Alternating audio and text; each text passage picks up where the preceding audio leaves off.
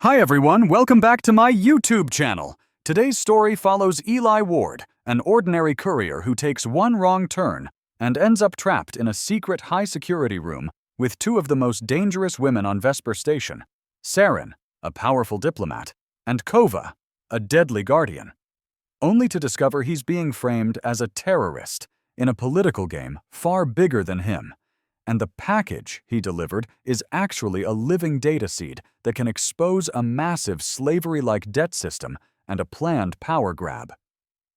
As the chase escalates through drones, zero-gravity tunnels, and a rigged tribunal, the real lesson becomes clear.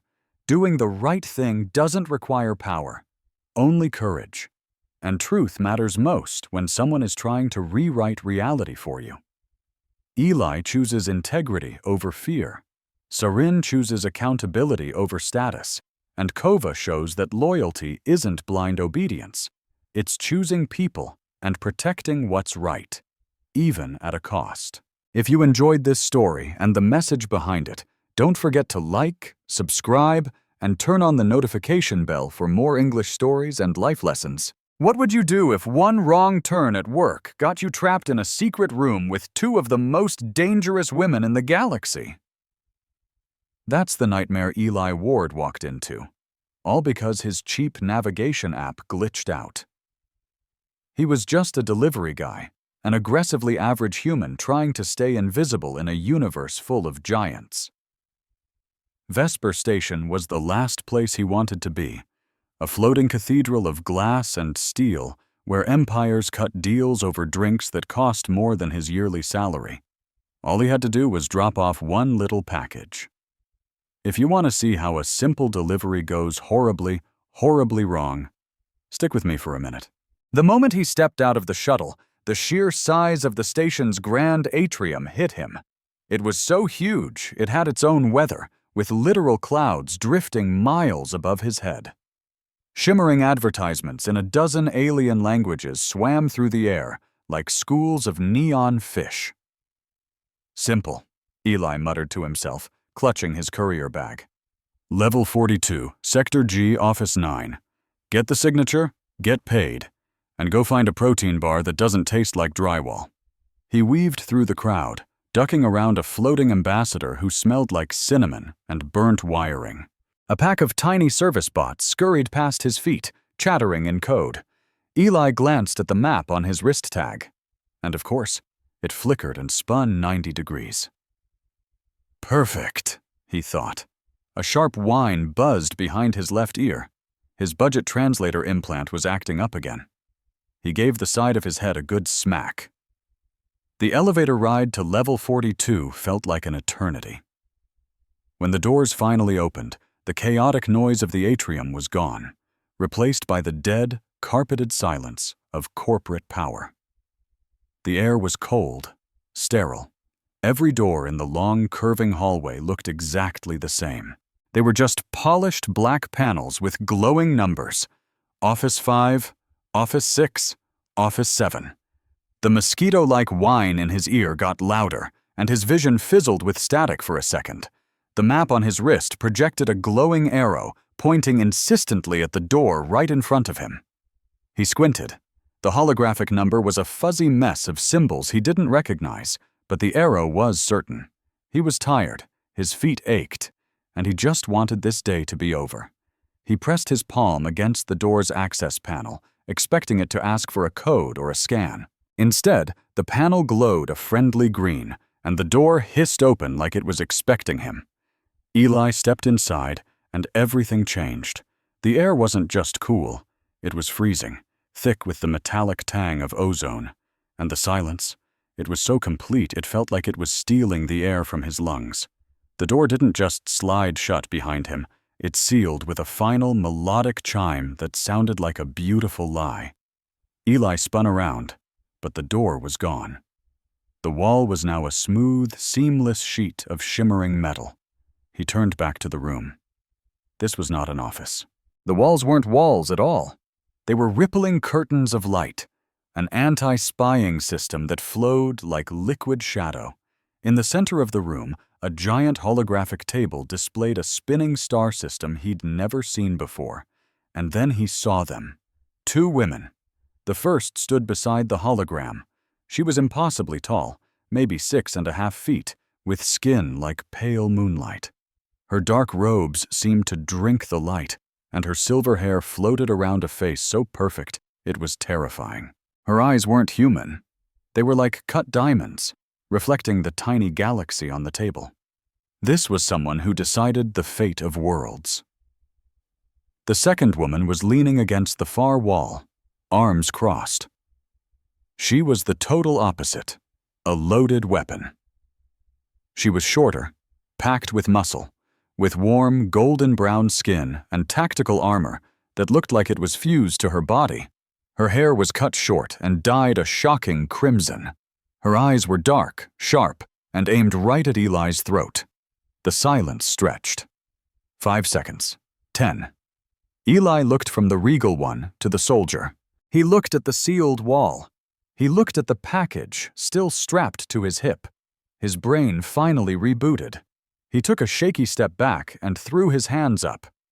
I think I'm in the wrong room," he stammered, his voice cracking.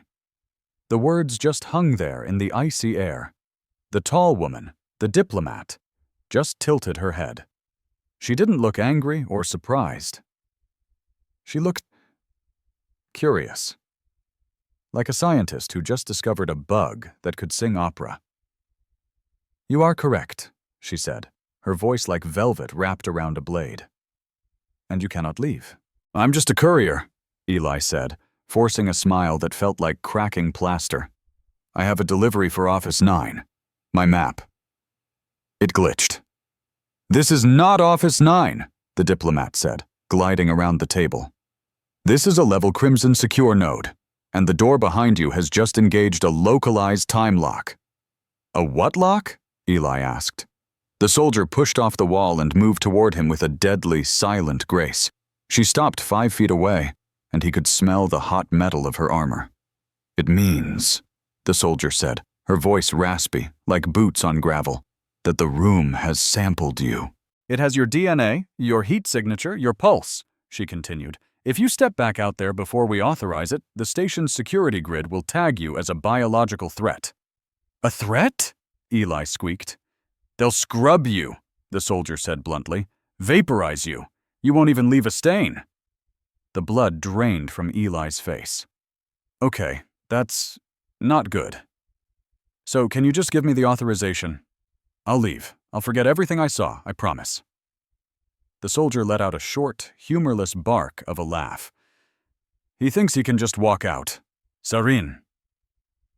Sarin, the diplomat, glided closer, towering over him. "The security protocols are automatic," Sarin said softly. "If we open that door before the cycle completes, the alarms will scream, and they will find you in a room that isn't supposed to exist." Eli swallowed. "So I'm a prisoner." "You are a complication," Sarin corrected. The soldier circled him, holding a weird device that looked both organic and brutally mechanical. It pulsed with a low hum. "Stay still, human," she ordered. "What is that thing?" Eli asked, trying not to cringe as she waved it near his throat. "Truth scanner," she grunted. "Measures your biosigns against what you're saying. If you lie, it burns." "Burns me? Burns everything," she said deadpan. "Who sent you?" "Nobody sent me," Eli yelped, trying to back away, but she stayed right with him. "I work for Stellar X Couriers. I have a 4.2-star rating. I'm just here to drop off a package." The device glowed a calm blue. "He's telling the truth," Sarin said, a hint of surprise in her voice. "Or he's too dumb to invent a good lie." "Hey," Eli protested. "I'm right here." The soldier just narrowed her eyes. "Nobody gets into this room by accident. The door codes are military-grade encryption." "My implant is busted," Eli insisted, tapping his head. "It's been glitching all day. Maybe it, I don't know, scrambled the signal or something." The soldier glanced at Sarin. "A glitch like that is statistically impossible." "And yet," Sarin murmured, "here he is." She stepped right into his personal space, She smelled like summer rain and a strange flower that made his head swim. Up close, he could see faint, glowing patterns under her skin, pulsing gently. She was dangerously beautiful, like a perfectly crafted knife. "May I see the package?" Sareen asked. Eli clutched his bag. Technically I'm not supposed to give it to anyone but the signed recipient." The soldier rolled her eyes. "You're in a Black Ops site with a woman who can have you turned into dust with a nod. Forget your protocols." "Right," Eli said. "Good point." He fumbled with his bag and pulled out the capsule. It was a simple metal cylinder, sealed with an old-fashioned wax stamp. The second it was out in the open, the whole room reacted. The low hum from the walls pitched higher, and the lights on the holographic table began flashing a deep, urgent red. The cylinder in his hand started to glow. A gentle, rhythmic pulse of light beat from within it, matching the throb of the device on the soldier's wrist. The woman named Saren, who had looked so calm and collected a second ago, suddenly looked horrified. Her eyes went wide, the crystalline facets swirling like a panicked kaleidoscope. "Kova!" she snapped. "Seal the entrance, now!" The soldier, Kova, was already on it. She moved to block Eli's only way out, and a nasty-looking blade hissed as it extended from her armored gauntlet. "Whoa, what?" Eli stammered, clutching the pulsing capsule. "What's it doing?" "It's recognizing where it is," Sareen whispered, staring right at him. "It's not just a package anymore, it's scared, and it's alive. And that device was never supposed to be delivered to Office 9, she explained. It's tuned to the frequency of this room, and this room only." "But I just had the wrong address," Eli stammered. "Did you?" Kova asked, her voice dangerously low. "Or did someone mess with your nav system to make sure you ended up right here?" "Why would anyone do that?" Eli asked, his confusion turning to fear. "Because they needed a delivery boy," Saren said, her voice dropping to a conspiratorial hush. "Someone who could walk right through station security without anyone blinking. A courier. A human. Someone they could throw away." "Throw away?" Eli repeated, his voice jumping an octave. "I am not a fan of that phrase." Just then, the speakers in the room crackled to life. A calm, automated voice echoed from the ceiling. "Attention, a minor security calibration is now underway in Sector G. Please stay in your current designated areas. This is a standard procedure." Sareen and Kova locked eyes. It was a single look, but it said everything. It was the look of two people who knew the world was about to end. "That's not a calibration," Kova said through gritted teeth. "That's a containment sweep." "They know he's here," Sareen confirmed. She glanced at the capsule Eli was holding. "And they know he's got the seed." Eli looked down at the metal tube. "The seed? I thought this was just spare parts for a water purifier." Sareen stepped forward and placed her hands over his. Her skin was surprisingly cool, but the touch was like a jolt of pure energy shooting up his arms. He froze, suddenly pinned by the sheer force of her presence. "Listen to me, Eli Ward," she said, her face just inches from his. He could smell her perfume, something like rain and strange, alien flowers. "You just stumbled into the middle of a government overthrow. That capsule holds data that could bring down the entire Galactic Council. And the people who sent you to this room, they never planned on you walking out." "They wanted you to be discovered here," she continued. "Discovered?" Eli asked, bewildered. "Witnessed," Kova added, her back still to them as she watched the door. "Recorded. Framed. A human terrorist caught trying to plant a bomb in a high-security diplomatic suite. It's the perfect excuse to lock down the entire station." "I'm not a terrorist," Eli yelled. "I'm a delivery guy trying to pay off my dental insurance." Sareen squeezed his hands tighter. "We know that, but they're already writing the story. If security finds you in this room, you're dead. If you try to surrender, you're dead." Eli stared into her incredible, star-like eyes. He didn't see any lies there, just a deep and terrifying certainty. He glanced at Kova, a lethal guardian practically vibrating with tension, ready to fight to the death to keep that door closed. A strange feeling bloomed in his chest. It wasn't just fear anymore. It was the sudden, gut-wrenching realization that his small, safe little life had just been completely vaporized, and the only people standing between him and oblivion were these two unbelievable women. "Okay," Eli said, his voice surprisingly steady. "So what's the plan?" Serene seemed taken aback by his composure. A hint of something, maybe respect, flickered in her eyes. "We get out of here," she said, "but not through the door." Kova turned around. "The air vents? They're shielded." "Not the vents," Serene replied. She let go of Eli's hands and walked to the far wall, her fingers gliding across its seamless surface. "The service spine." "That's a suicide mission," Kova stated flatly. "Staying here is a guaranteed execution," Serene countered without looking back. "Kova, the panel." Kova cursed in a language that sounded like grinding boulders, but she did as she was told. She grabbed Eli by the shoulder with a grip like a steel clamp. "Don't you dare puke," she warned. "Puke? Why would I—" Serene tapped one final spot on the wall. The smooth surface didn't slide open. It fractured. A whole section of the wall just twisted itself out of reality, leaving a dark, jagged hole full of tangled wires and pipes. The air pressure dropped with a deafening roar as a howling wind ripped through the opening. "Go!" Kova yelled, shoving Eli straight into the hole. The room behind them erupted in flashing red lights, and the pleasant chime of the door alarm became a deafening siren. Eli scrambled into the darkness, scraping his knees on the sharp metal edges.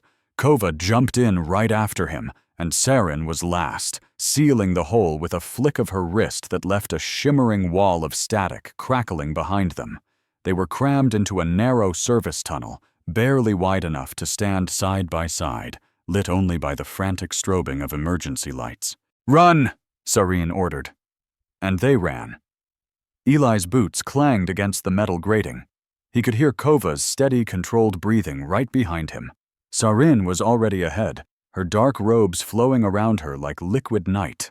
A high-pitched buzzing grew louder behind them, like a swarm of furious robotic hornets. "Drones," Kova hissed. "Don't stop." These weren't the friendly little delivery drones from the main concourse. These were sleek, black killers with glowing red optics, zipping through the tunnel with terrifying speed. They didn't bother with warnings. They just opened fire. Serene slid to a stop at a fork in the tunnel. "Left!" she yelled, and they banked hard into a side passage. A blast of laser fire sizzled against the wall right where Eli's head had been a moment before. He could smell his own hair burning. "We're cut off!" Kova shouted. "They're herding us toward the gravity well." "Good," Serene said. "Good?"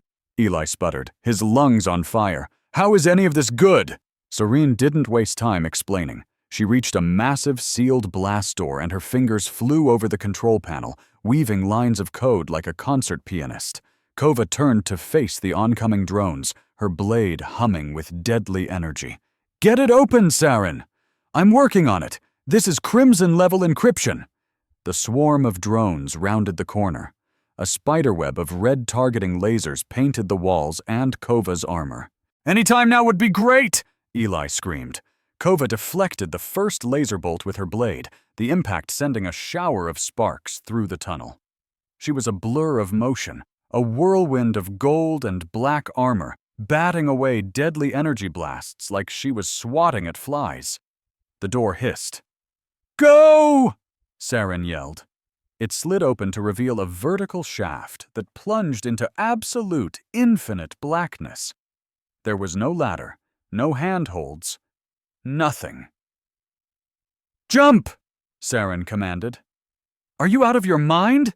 Eli screamed, staring into the abyss. "Gravity's offline in this section," Kova yelled, grabbing the back of his jacket. And then she threw him. Eli shrieked as he tumbled into the shaft. But he didn't fall. He just floated. The zero gravity hit him like a punch to the gut. His stomach leaped into his throat and he started flailing wildly, spinning in the weightless void. Sarin and Kova dove in right after him, moving with an impossible grace. Sarin pushed off the wall like a diver, grabbing Eli's arm and steadying his panicked spinning. Kova twisted in midair and fired a small device from her wrist back at the open doorway.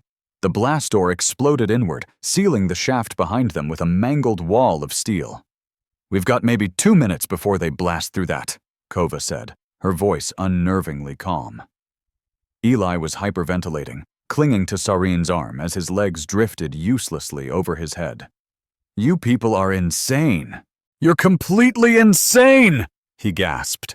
Sarin pulled him closer, her grip a firm anchor in his spinning universe. "Look at me, Eli. Just breathe." He met her gaze, and her starlight eyes were calm and focused. "We have to get to the lower maintenance ducts," she said. "Do you know how to move in a zero-G spine?" "I'm a courier," Eli choked out. "I drive a ground van." Kova floated up and clipped onto Eli's belt. "Then your luggage. Hold on tight." She kicked off the wall, yanking Eli along with her. The acceleration almost gave him whiplash. They rocketed down the shaft, dodging tangled bundles of cables and floating junk. Sarin was right there with them, and he realized she was mentally connected to the station's network. Doors slid open just before they reached them, and slammed shut the second they passed through. She was conducting their escape like a symphony. They shot out of the shaft and into a gigantic, cavernous chamber filled with enormous, roaring, cooling fans. The air was thick with steam, and the noise was deafening. Gravity slowly returned, ramping up until they slammed down hard onto a metal catwalk. Eli collapsed onto his hands and knees, dry heaving. "Get up," Kova ordered, pulling him to his feet. "We're not clear yet." Eli stumbled over to the railing, fighting to catch his breath. He glanced at the info tag on his wrist. It was buzzing. A new notification was on the screen. It was his delivery manifest from Stellar X. The job status for the capsule had changed. It didn't say pending anymore. It said, "Delivery failed." And right below that, in big, flashing red letters that felt like they were burning a hole in his brain, a new line had been added to his public profile. Subject: Eli Ward. Status: fugitive. Classification: co-conspirator. Threat level: crimson. Eli just stared at the words. He looked up at Sarin, who was watching the door they'd just come through, then at Kova, who was scanning the dark corners for more threats. They weren't just two women anymore. They were his entire reality now. "Well," Eli whispered, a crazy laugh bubbling in his throat. "I guess I'm not getting my end-of-year bonus." Sarin turned to him. Her expression was serious, but he saw a flicker of sympathy, almost an apology in her eyes. "No," she said softly. "I don't believe you are." Kova cocked her weapon. "Welcome to the war, courier." "Try not to die." Those were the last words Eli heard before everything went sideways. Now, he stared at the capsule clutched in his hand, feeling like it held the weight of an entire planet. He sucked in a deep breath of recycled air, thick with the smell of ozone and fear. "Okay," he whispered to no one. "Okay. So which way to not die?" The service tunnel dumped them out into the lower quadrant of Sector 4, a world away from the clean, sterile air of the upper decks. Here, the air was a chaotic mix of roasting meat, engine grease, and exotic spices that made his eyes water. They ducked into the shadow of a colossal ventilation unit, its roar swallowing the sound of their own ragged breaths. Eli leaned against the vibrating metal, his legs feeling like they were made of jelly, and hugged the aluminum capsule to his chest like it was a prayer or a bomb. He figured it was probably both. Eli gasped for air, wiping a smear of sweat from his forehead. "So let me get this straight," he wheezed. "We're running from station security, killer drones, and pretty much the entire government, all because I delivered a tube of who knows what to the wrong room. Is that about right? Sarin stood at the edge of the shadows, her elegant indigo robes now smudged with grime from the ventilation ducts. Even covered in filth, she carried herself like exiled royalty. Her eyes weren't watching the crowds in the market below. They were scanning for threats, calculating odds. "It is not who knows what," Sarin said, her voice a low, cold whisper, all the diplomatic warmth she'd used earlier gone. "It is a death sentence for half the colonies on the rim." She turned to him, the soft, bioluminescent light under her skin pulsing with a slow, tired rhythm. "The Council Summit begins in 72 hours, she explained. "All the news reports are calling it a new era of cooperation, the signing of the Unity Pact. It's all just a show." "A show?" Eli asked. "A lie," Kova corrected him. The warrior was checking the charge on her gauntlets, her metallic face set in a grim line. "The treaty has a subclause," Sarin went on, "buried deep inside 4,000 pages of legal jargon that you'd need a supercomputer to even find. It greenlights the creation of debt bondage zones in the outer colonies. Basically, if a planet owes money to the central bank, which they all do, the people who live there become the property of the bank until the debt is paid." Eli blinked, processing. "So, it's slavery with extra steps." "It's slavery with biometric enforcement," Sarin corrected. "Your very DNA becomes your contract. You work to pay off the debt, but the interest rates are designed so you never can. And this capsule," she said, pointing a long, graceful finger at the cylinder in his arms, "contains the raw financial models that prove the whole scam." She paused. "Along with the secret communications scheduling an assassination." "An assassination?" Eli squeaked, his voice cracking. "They plan to eliminate a delegate from the Hive Mind Collective during the summit," Kova said, as casually as if she were talking about the weather. "Then they'll pin it on border separatists to justify declaring martial law. It's the oldest trick in the book. Create chaos, then seize control."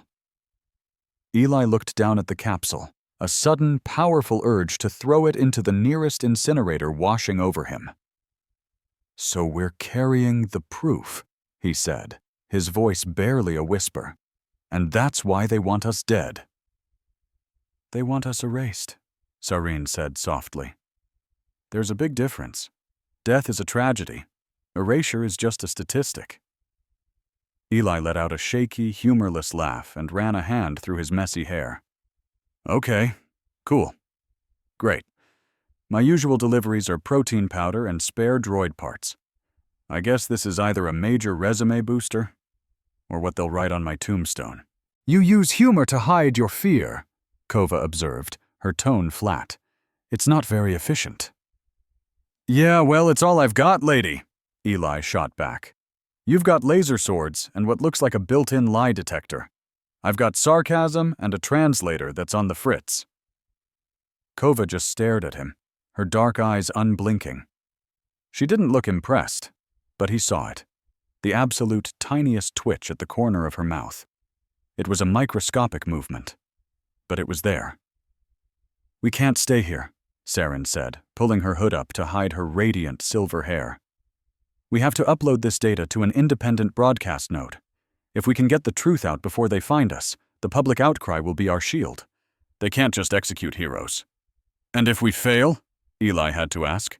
"Then we become a cautionary tale," Kova said bluntly. "Now move."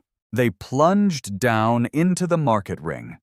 If the diplomatic level was a quiet library, the market was a full-blown riot.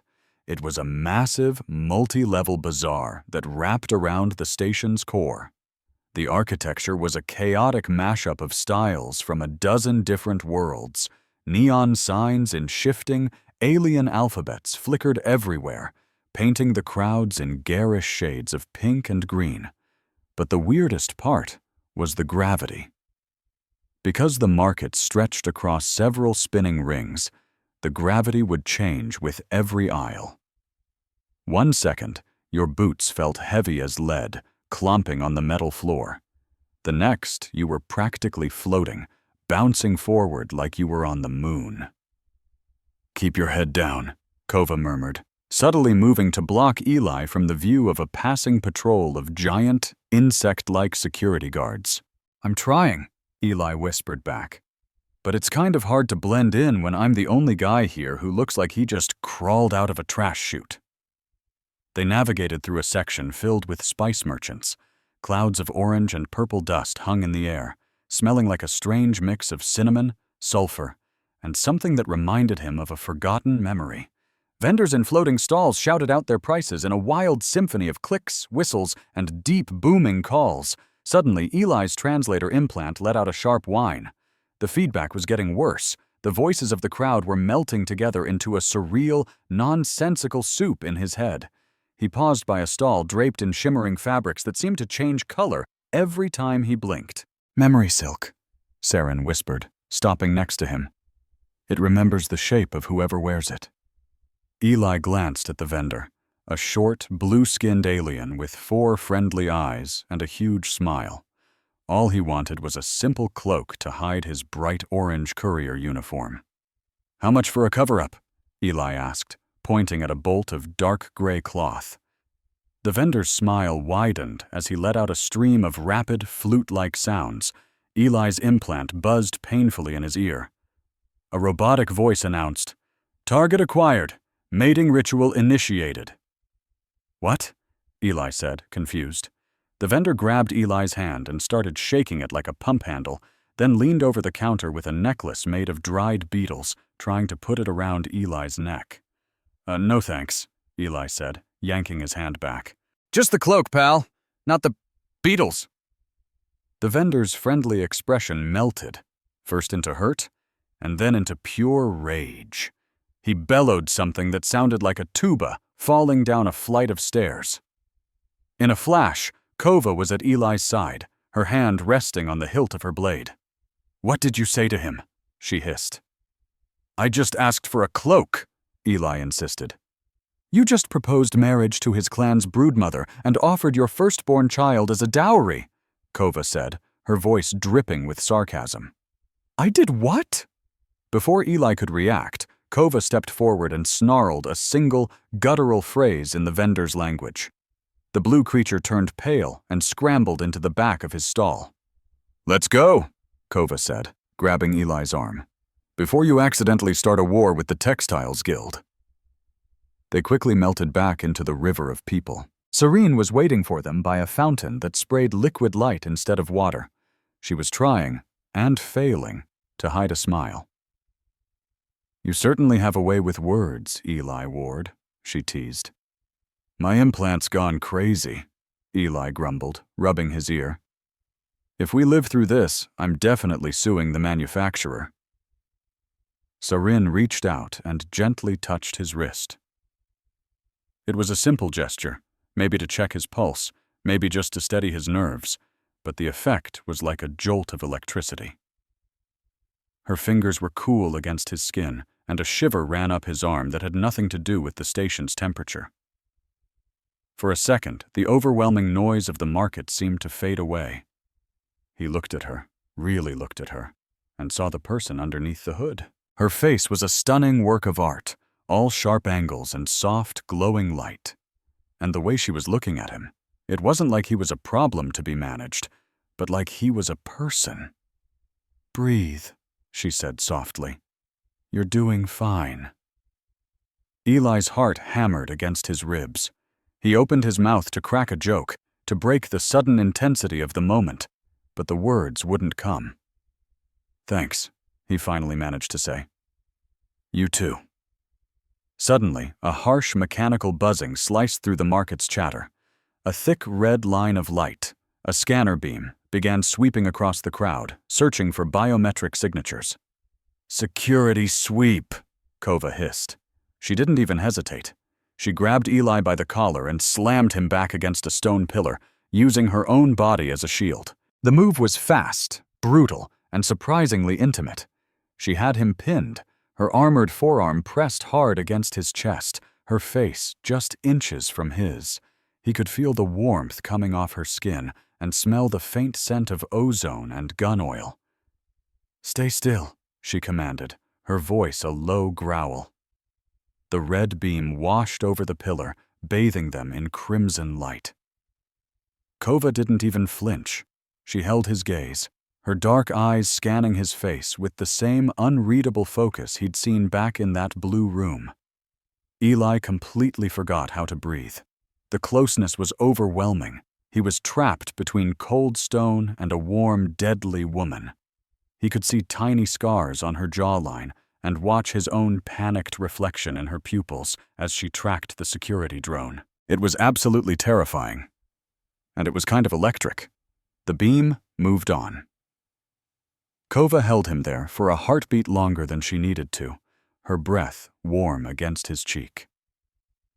"Clear," she finally said, pushing herself off him. Eli sagged against the pillar, his legs shaking uncontrollably. "You're, welcome," she said, already turning her back to him to scan their surroundings. Eli straightened his jacket, his face feeling like it was on fire. "Right, thanks. Good cuddle." Sarin was watching them both with a thoughtful expression. "We're close," she announced, her voice pulling them back to reality. "The independent node is just past the kinetic sculptors."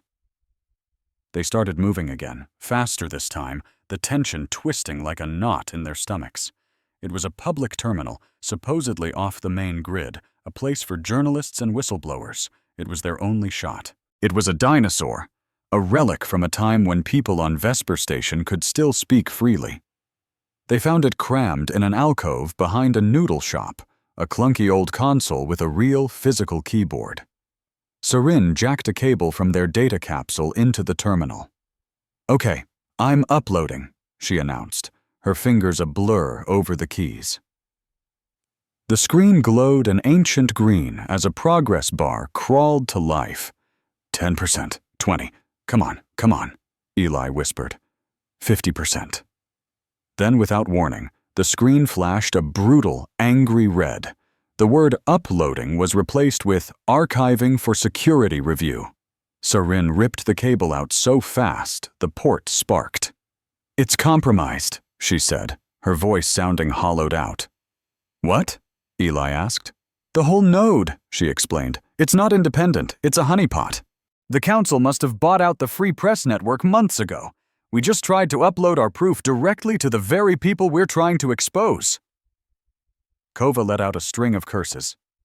"We might as well have sent our location and a party invitation to every peacekeeper in the next 5 sectors. As if on cue, the entire sound of the market just changed. The music cut out. The buzz of hundreds of conversations died instantly. Giant metal shutters started slamming down over the storefronts, one after another. The friendly vendors, the ones who had been selling spices and silks just moments before, now had blank, empty faces. They turned away without a word, shutting their doors, the sound of locks clicking into place echoing through the sudden silence.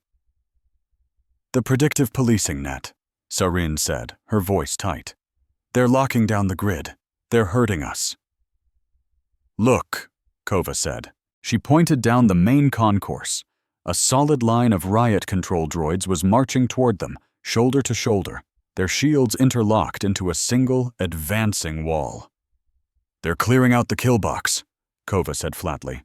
"We need to move. Now." "Where?" Eli yelped, a wave of pure panic washing over him. "Everything is closing."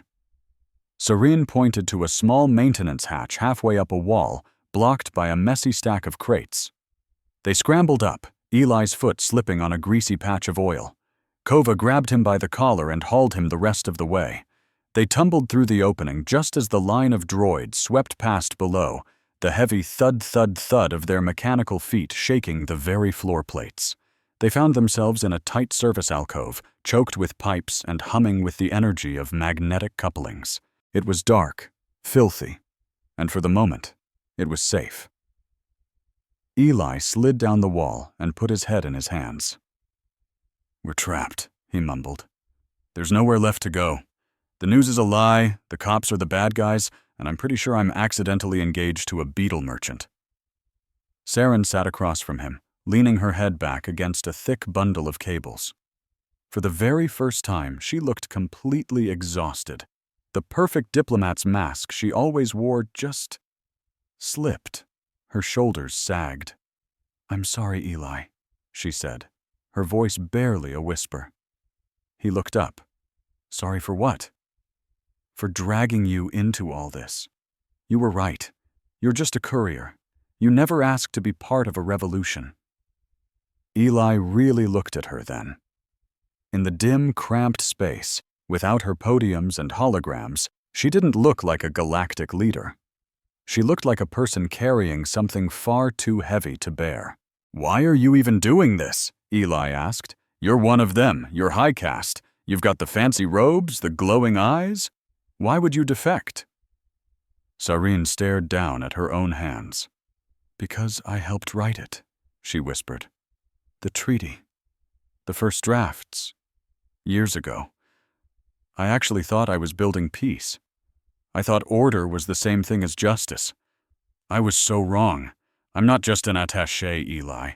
I'm one of the architects of this cage, and I'm so tired of living inside this mask." She finally looked up at him, her starlight eyes wide and shockingly vulnerable. And in that moment, something inside Eli just shifted.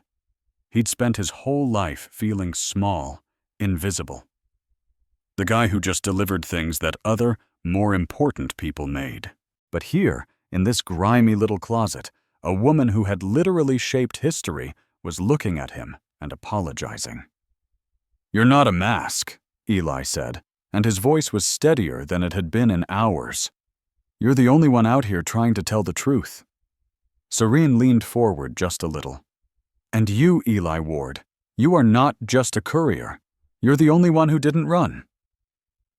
The air between them suddenly felt thick, charged with a strange and sudden intimacy.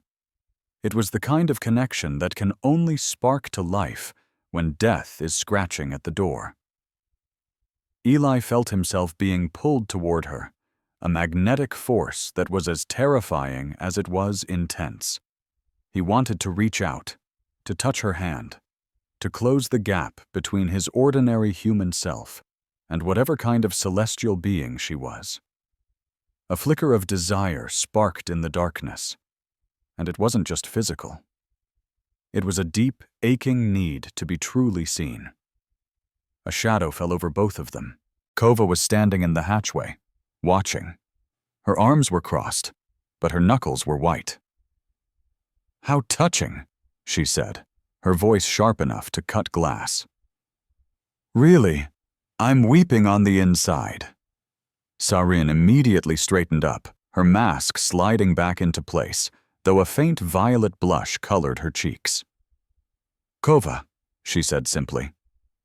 "We have a problem," Kova interrupted. She looked straight at Eli, her gaze a complicated mess of annoyance and something else he couldn't quite place, something almost possessive. "Don't make promises you can't survive, human," she said quietly. "What's that supposed to mean?" Eli shot back.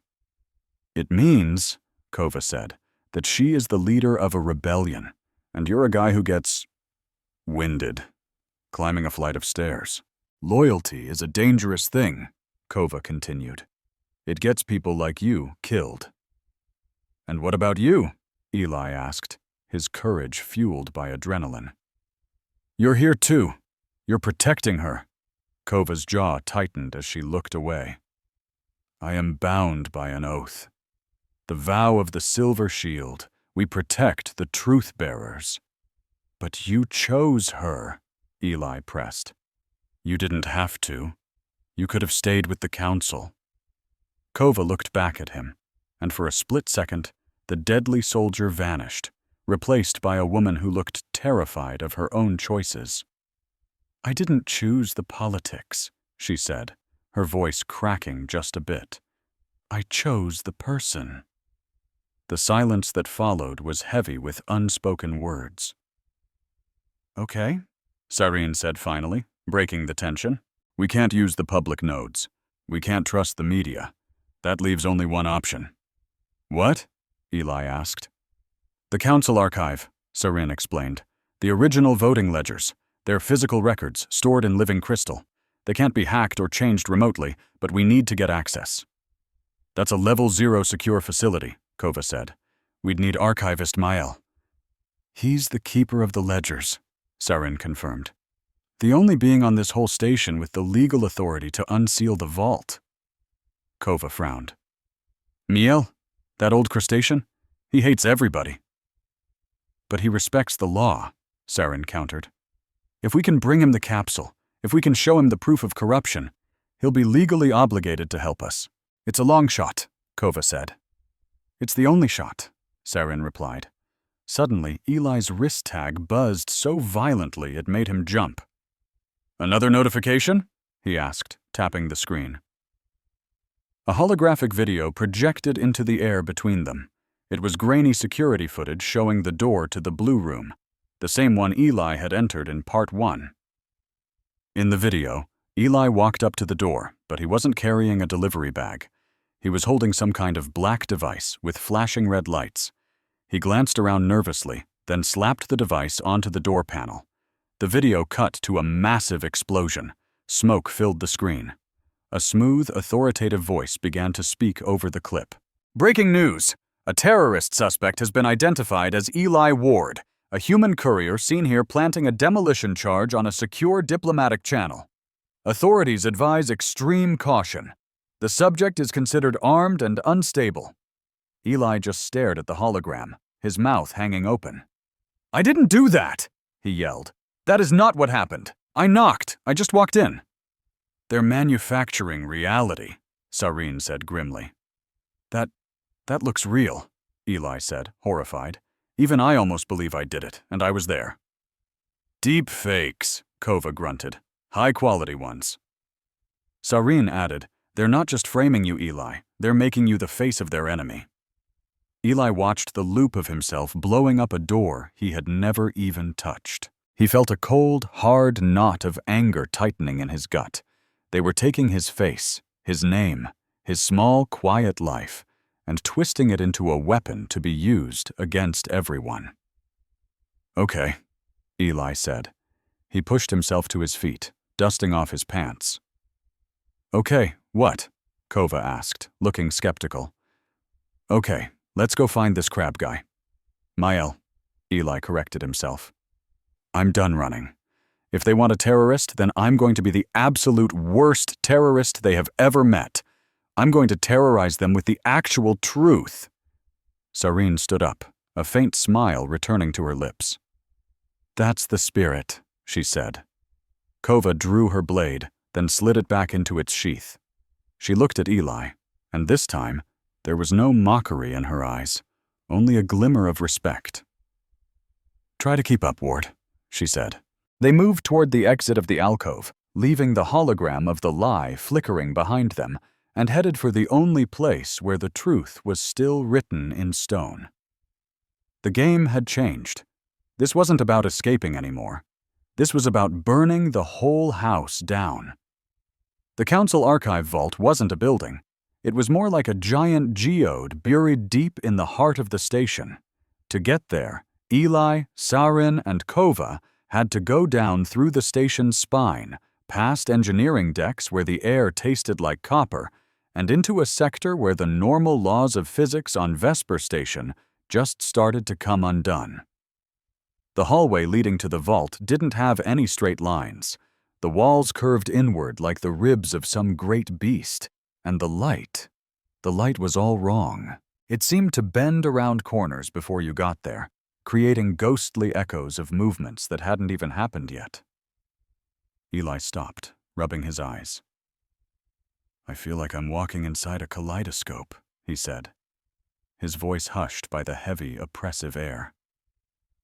Don't look at the reflections, Kova warned from up ahead. She was walking point, her hand hovering near the hilt of her blade.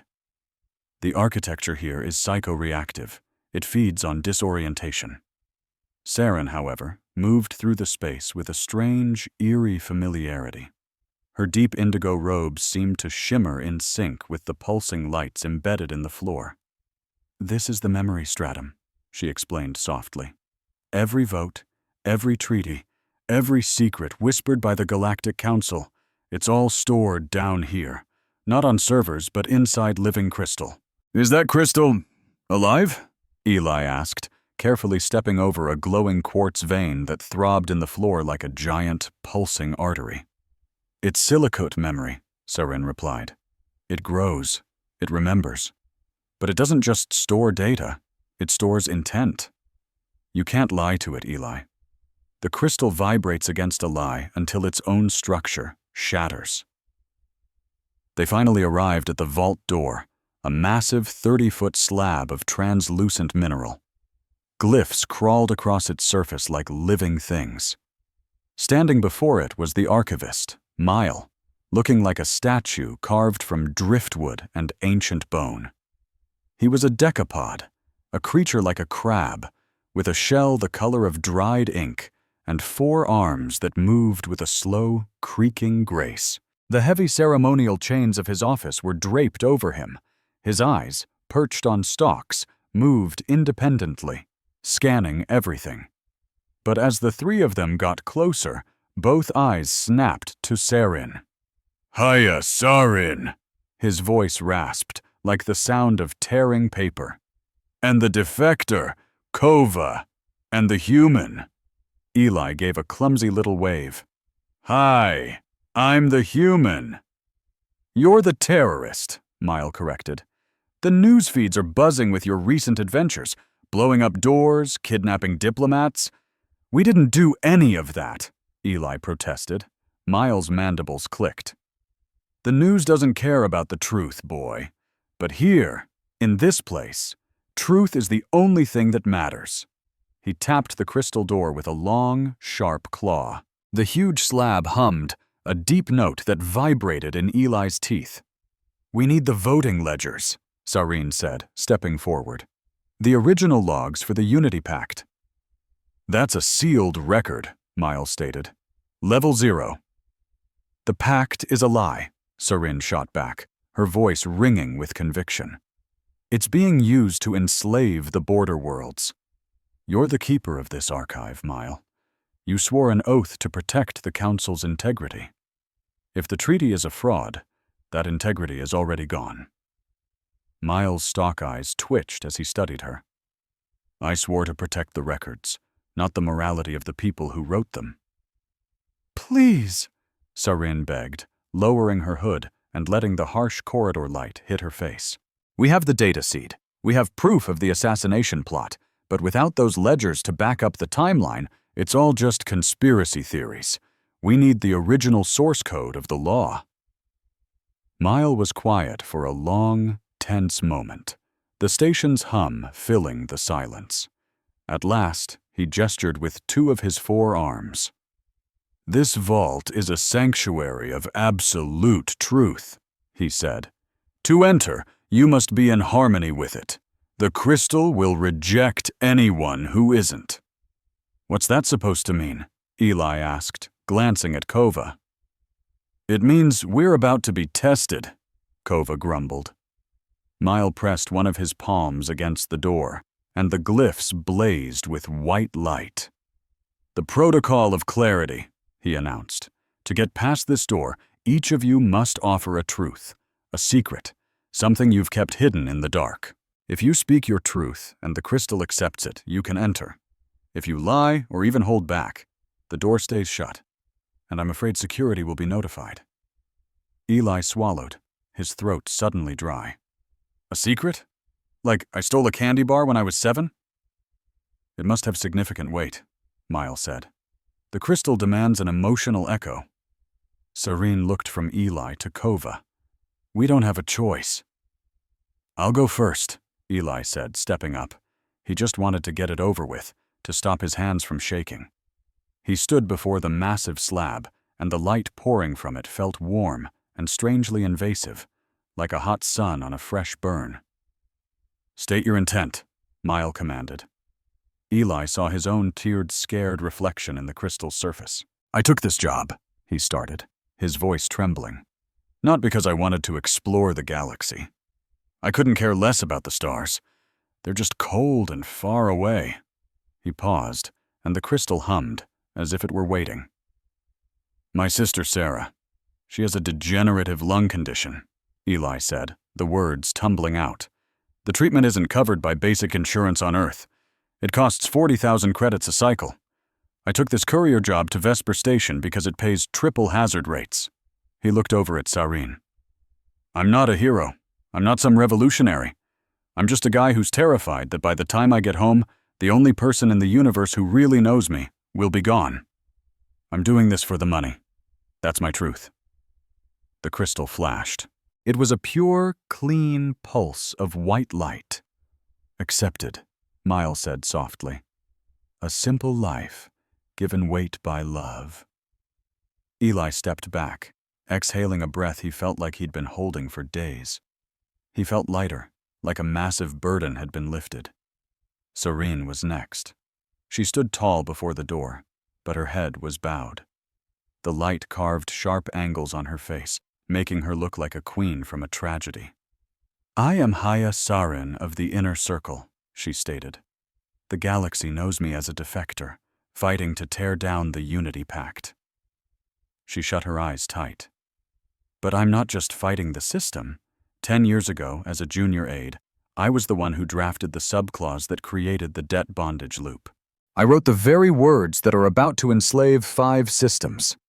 I did it because I was ambitious, and they told me it was the price of order." Her eyes opened, shining with silver tears. "I'm not fighting a tyrant. I'm fighting a ghost, my own. I built the very chains I'm now trying to break. Guilt. It's the beat of my heart." The crystal let out a high, piercing scream that slowly resolved into the clear, beautiful tone of a bell. The light shifted to a deep, sorrowful blue. "Accepted," Miles said. "The architect who now seeks demolition." Kova was the last one. She walked toward the door like she was heading to her own execution, never looking at Eli or Sarin. She just stared into the stone's milky depths. "I am a guardian of the Silver Shield," Kova said, her voice hard as steel. "I was taken when I was 6. My neural pathways were rewired. Fear, doubt, compassion. They were all engineered out of me. I was designed to be a weapon of pure logic." She clenched her fists. "But the engineering is failing. Ever since we were in that blue room, I feel things. I feel fear. I feel jealousy. I feel messy." Her eyes darted to Sarin, then quickly to Eli. "I'm terrified that I'm becoming human, and I'm even more terrified that I might like it." The crystal erupted in a chaotic, fiery gold. It held the color for a long second, vibrating with the raw power of her confession before it finally settled into a warm, steady glow. "Accepted," Miles declared. "The weapon awakens." With a deep groan, a seam split down the center of the massive door, and the 2 halves slid open. Inside, the vault was a forest made of light. Glowing crystal columns stretched from the floor to the ceiling, each one pulsing with information. It was breathtakingly beautiful and completely overwhelming. Miles gestured for them to enter. "The ledgers are in the central atrium." They walked down aisles of stored memories, and the air was so pure it felt sharp in their lungs. They reached a circular clearing where a single, massive, diamond-shaped pedestal stood. Sarin walked right to it. "This is it, the master file." As Miles began to unlock the pedestal with a complicated series of hand movements, the emotional honesty of the entrance test still hung heavy in the air. Eli found himself standing right beside Sarin. The light from the crystals danced in her eyes, making them look like twin galaxies. "You're the one who wrote it?" Eli asked quietly. Sarin just nodded, not looking away. "Does that make you hate me?" He shook his head. "No, it makes you real. You messed up, and now you're trying to fix it. That's what people do. Saren finally turned to face him fully. The small space between them suddenly felt charged, like static electricity dancing over Eli's skin. "I'm not a safe person to be around, Eli," she whispered. "My past is a weapon aimed at me. My future is a target." "Join the club," Eli said, his voice rough. "I'm a fugitive, a suspected terrorist, and I'm flat broke." He reached out, his hand hovering just inches from hers. "I never wanted to be part of some huge, galaxy-spanning story," he said. "But if I have to be, I want to be in the chapter where you win." Sarene's breath caught in her throat.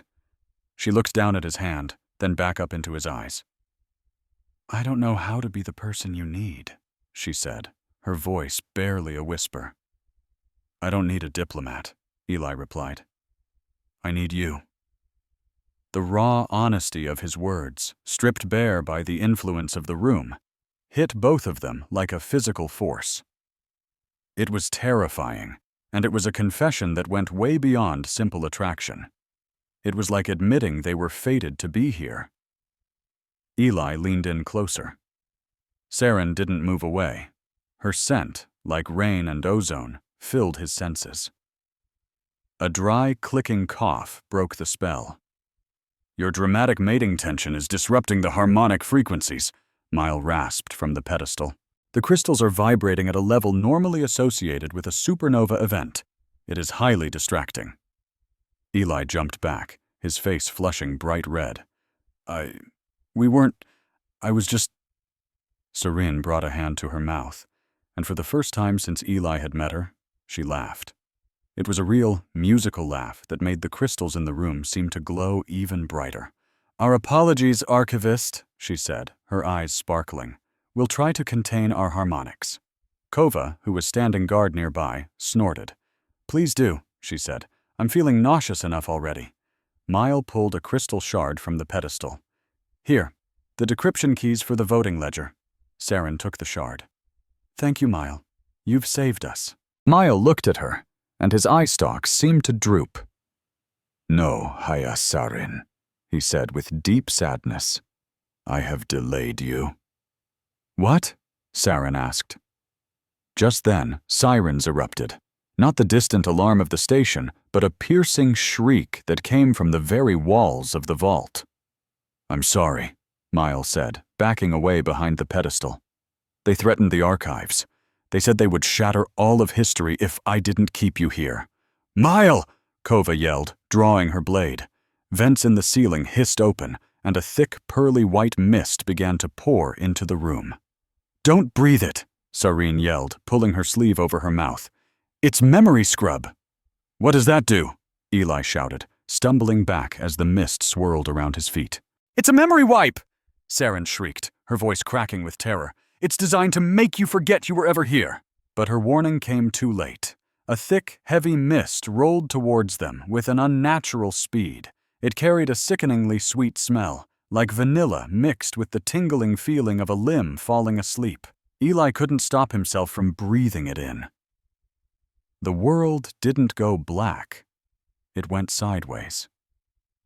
The sterile vault dissolved around him. Gleaming crystals melted and reformed into the familiar shapes of apartment buildings, and the cold floor turned into wet asphalt. Eli blinked, suddenly finding himself on a street corner in Seattle. It was raining.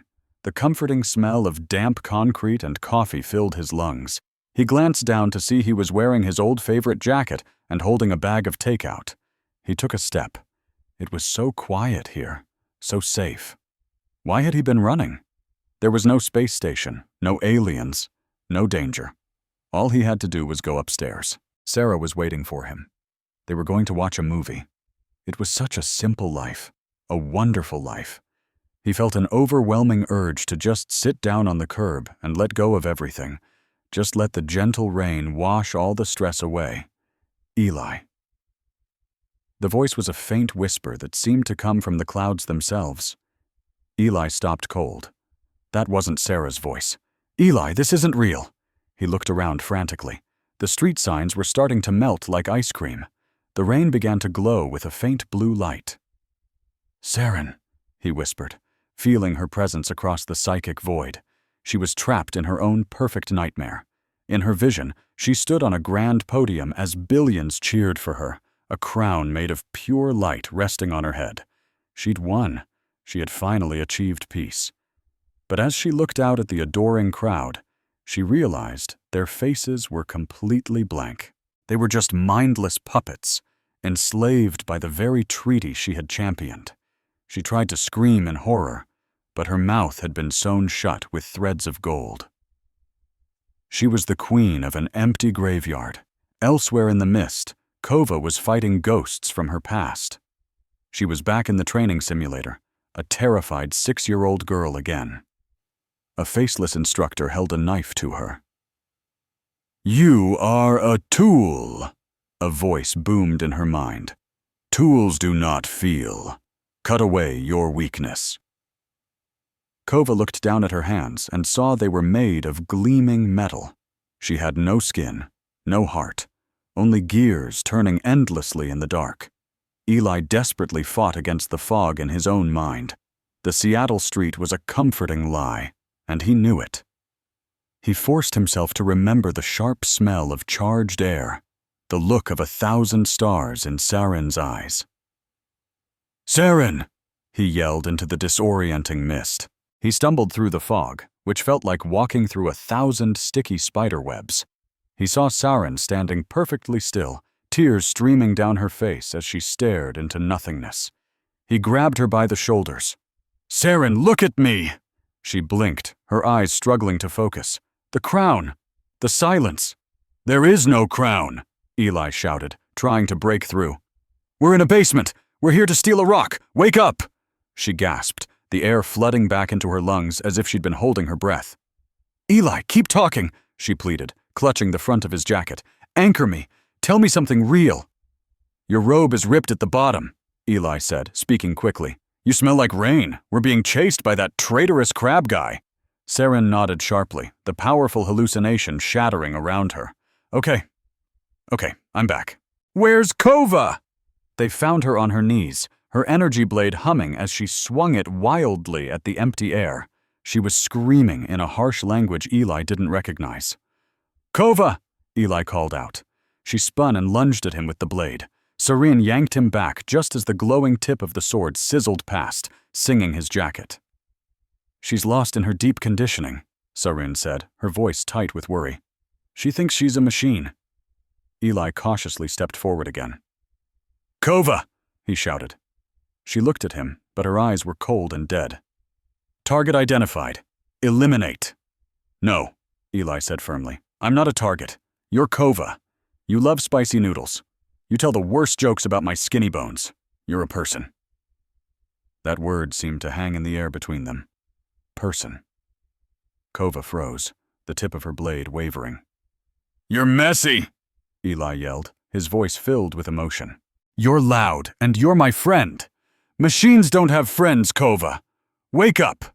Kova blinked.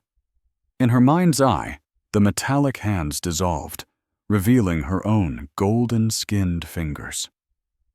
She dropped the sword, which clattered loudly on the crystal floor. "Eli," she whispered, her voice sounding small and lost. "Yeah," Eli said, reaching out to help her to her feet. "It's me." The fog was getting thicker, pouring into the room. "We have to get out of here," Saren yelled.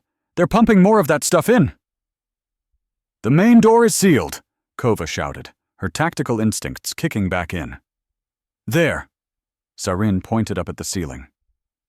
The gravity exhaust. High above the pedestal was a massive circular shaft. Inside, huge rings were spinning in opposite directions, creating a chaotic vortex of gravitational forces. "That looks like a trash compactor for gravity," Eli yelled over the noise. "It's the only way out," Saren replied. She snatched the crystal data shard and tucked it securely into her sash. "Jump!"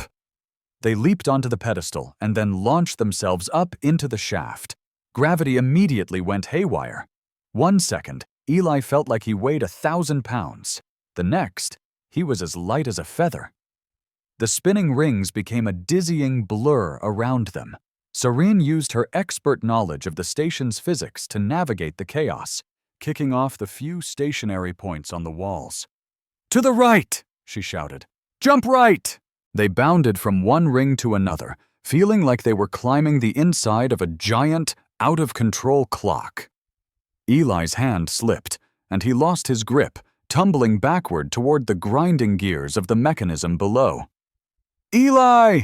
Saren screamed. A hand shot out and clamped around his ankle. It was Kova. She was hanging upside down from a metal strut, holding his entire weight with just one arm. She let out a groan, the strain immense. "I've got you," she grunted. With a powerful heave, she hauled him up and slung him over her shoulder like a sack of potatoes. "Thanks," Eli gasped, his heart pounding. "Don't mention it," Kova said, now climbing one-handed up the spinning shaft. "Your pathetic human bones are surprisingly heavy." "I've been eating a lot of carbs," Eli mumbled into her armored back. They finally burst out of the top of the shaft, tumbling onto a maintenance deck 3 floors above the vault. They rolled across the grimy floor, covered in grease and sweat, coughing the last of the memory mist from their lungs. The alarm was still blaring below, but they were finally clear of the trap. Serene sat up first, immediately checking the crystal shard. "It's safe," she breathed. "We have the key." Eli lay flat on his back, just staring at the ceiling. "I never, ever want to do that again," he said. "I saw Seattle. It was raining. It was nice." Saren crawled over to him and gently brushed a stray piece of hair from his forehead. "I'm glad you came back," she said softly. Eli looked at her, the strange connection they'd felt in the vault still humming between them. "Me too," he said. Suddenly, the tag on Eli's wrist lit up, not with a notification, but with a searing white light. "Ow!" Eli yelped, grabbing his arm. "It's burning!" The original data seed they had been carrying was reacting to his tag, or more specifically, to him. Serene grabbed his wrist, her eyes fixed on the display. Streams of code were cascading down the holographic screen, but they weren't just random data. They were unlocking hidden files within the seed itself. "It's bio-locked," Serene said, her eyes wide with astonishment. "The data seed. It's decrypting itself." "Why now?" Kova asked, leaning in for a closer look. "Because it found a match," Serene whispered, her gaze shifting to Eli. "The seed was encrypted with a genetic key. It was designed to open for one specific bloodline." Eli just blinked, confused. "What?" Saren tapped the screen as the decryption protocol finished. A file name appeared in crisp, clear letters. Project Chimera, lead geneticist, Dr. Eris Ward. Status, archived. Saren looked at Eli with an expression of dawning horror and understanding. "Ward," she said. "I just thought it was a common human name." "It is," Eli said. "It's like the space equivalent of Smith." "No," Saren insisted, pulling up the file's contents. "Your father—" Eli. His name was Eris Ward. He didn't just work on moisture evaporators. A cold dread washed over Eli. "My dad was an engineer. He died in a shuttle accident when I was 12. He was the lead scientist on the Council's early genetic integration projects," Saren said, her voice grim. "He worked on interfacing human and alien biology, specifically on how to mask biometric signatures." She looked from the glowing data seed to Eli's stunned face. "He built the back door into the entire system that enslaves people," she said, "and he keyed the master override to his own DNA." She paused, letting the devastating truth hang in the air. "To you, Eli, you getting this mission wasn't an accident. You finding that vault wasn't a glitch. You are the key." Eli stared at his wrist. The burning had faded, replaced by a soft, steady pulse. He thought about being sent to the wrong room, the map that led him astray, the way the vault door had seemed to welcome him. "It was never a mistake," Kova whispered in awe. "You were a sleeper agent, and you didn't even know it."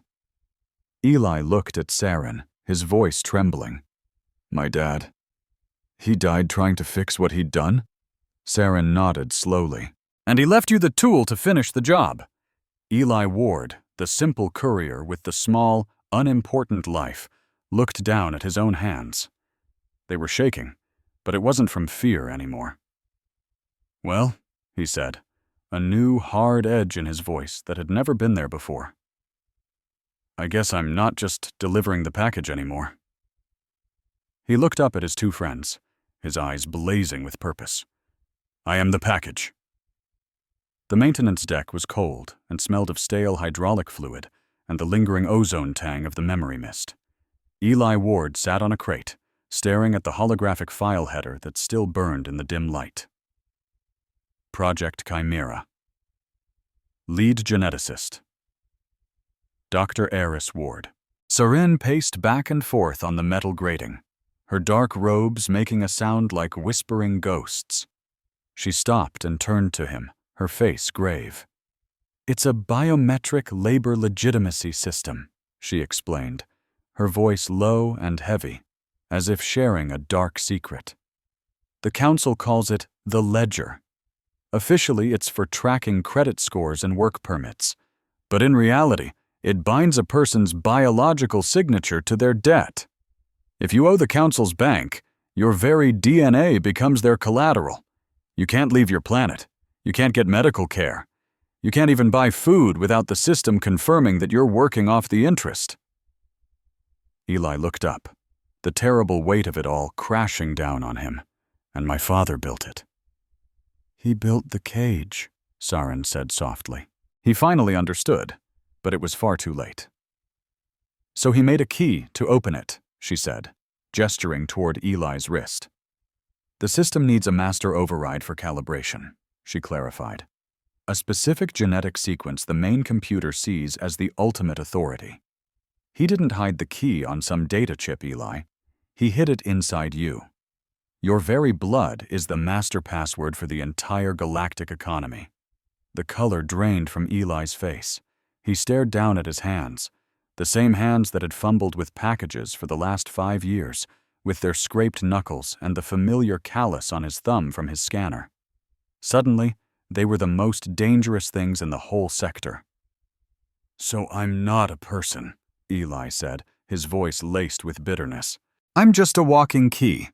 Kova, who was leaning against a support beam wiping soot off her energy blade, glanced up, her dark eyes piercing. "You're a target," she stated bluntly. "That's what you are now. And if you sit there feeling sorry about your DNA, you're going to be a dead target, fast." A sudden wildfire of anger roared up in Eli's chest, burning away the cold fear he'd felt since walking into that blue room. He shot to his feet. "I am not feeling sorry for myself," Eli shot back. "I'm furious. My dad gave his life for this, just so I could be used as a pawn in some kind of cosmic bank job?" He paced the cramped room, his boots clanging against the metal floor. "I spent my entire life trying to be invisible," Eli said, his voice shaking with rage. "I paid my taxes on time. I never broke the speed limit. I delivered every single package. And what did it get me? It got my sister dying a slow death because I couldn't afford the top-tier air filters for her." He stopped right in front of Saren, who watched him with her Ben star-like eyes, seeing a completely new man emerge. "I'm done," Eli declared. "I'm done being small. I'm done being the delivery guy. If I'm the key, then I'm going to unlock that door and rip it straight off its hinges." A look of sad pride softened Saren's face. "Then we need to get moving," she said. "The data seed is cracked, but we still have to broadcast it." "The station's entire communication grid is on military lockdown," Saren added. "We need a ship," Kova chimed in. "A fast one, and we need a captain who despises the council more than they love money." "I know just the person," Saren said. "Captain Harth. She captains a blockade runner that's currently docked at Pier 7. The problem is we can't just stroll over to the docks. The hallways are crawling with peacekeepers looking for our faces." "So what's the plan?" Eli asked. Saren tapped a wall panel, and a blueprint of the station lit up. "Tonight is the summit masquerade," she explained. "It's the last big social gathering before the treaty gets signed. Every diplomat, admiral, and spy on Vesper Station will be in the grand ballroom." She turned her gaze to Eli. "And that ballroom has a direct connection to the VIP docking ring. We're going to walk right through the party, hidden in plain sight." Kova let out a short, humorless laugh. "In case you've forgotten, attaché, we're the 3 most wanted individuals in the system.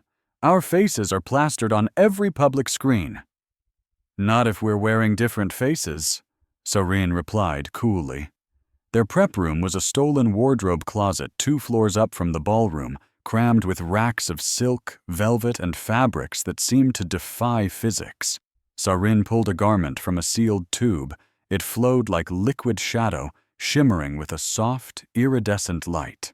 "Adaptive weave," she said, tossing it to Eli. "It scans your biometrics and changes its refractive properties to blend with the ambient light and your own stress signals. Basically, it turns you into a living shadow." Eli slipped the suit on. It felt like cool water flowing over his skin. As he fastened the high collar, the material tightened, conforming perfectly to his frame. He glanced in the mirror and didn't see Eli Ward, the courier.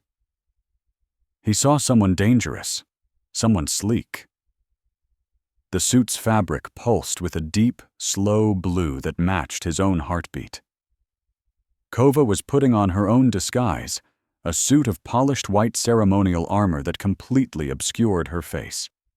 She turned, her hand stopping on her helmet clasps as she took him in. "Well?" Eli asked, doing a slow spin. "Do I pass for a diplomat?"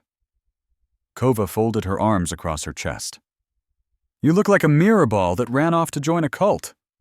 Eli's face fell. "I thought it looked kind of cool." With a sigh, Kova walked over and adjusted his collar, her armored fingers surprisingly gentle on his neck. "It's sufficient," she conceded, her voice a little softer now. "You look dangerously conspicuous, Ward.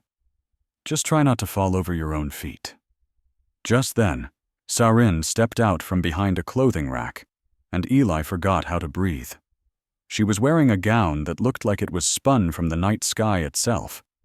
That was the only way to describe it. The fabric was a deep, endless blue, with what looked like actual constellations swirling within its folds. She had on a mask of delicate silver that hid her eyes, but revealed the curve of her lips. She was terrifyingly beautiful, the kind of woman who could topple empires with a single word. "Ready?" she asked. Eli swallowed, his throat suddenly dry. "Not even close. But let's do it anyway."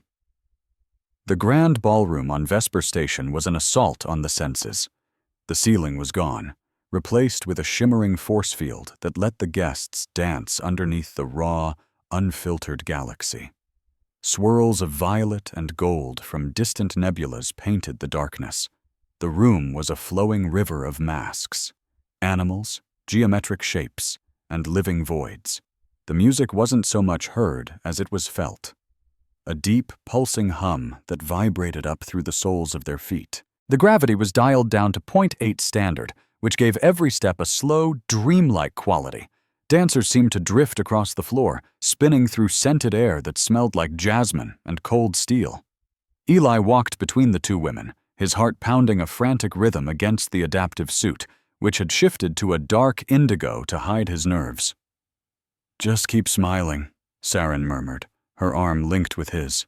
"As far as they're concerned, we're just another group of elites here to trade planets." They navigated the crowd, sidestepping floating trays of exotic drinks and diplomats having silent arguments that sent painful psychic ripples through Eli's head. "We just have to blend in until the station's rotation brings the VIP lift into alignment," Sareen explained.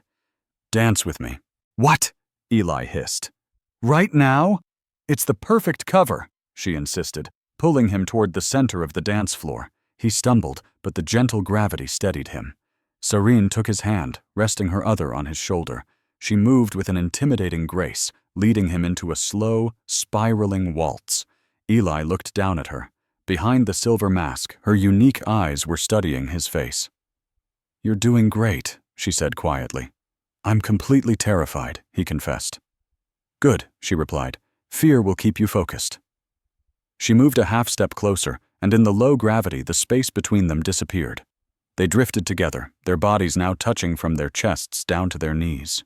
It felt shockingly intimate for a room packed with strangers. Eli could feel the warmth from her body through the fabric of her gown. Her scent, like rain and ozone, was making him dizzy. "You know," he whispered, trying to concentrate on not stepping on her feet. "For a galactic super-conspirator, you're a really good dancer." A small smile played on her lips.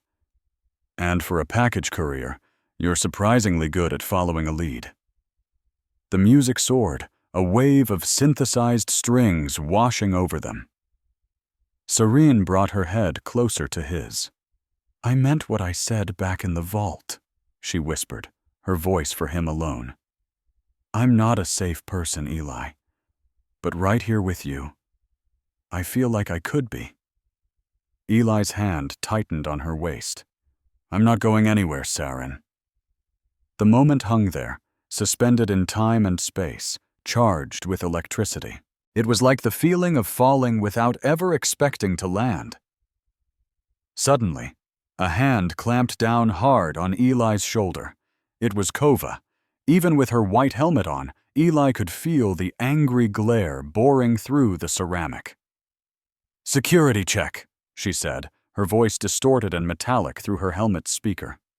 She pulled Eli away from Sareen, nearly dragging him toward a large pillar covered in alien ivy. "Hey!" Eli protested. "We were blending in." "You were about to fuse," Kova snapped back. She shoved him into the shadows behind the pillar and popped the seal on her helmet, lifting it just enough to reveal her mouth and tense jaw. "Get your head in the game, Ward," she hissed. "This isn't a high school dance. It's an infiltration." "I know that," Eli retorted. "Do you?" Kova challenged, her dark eyes flashing with intensity. "Because from where I was standing, it looked like you were about to negotiate a peace treaty with your lips."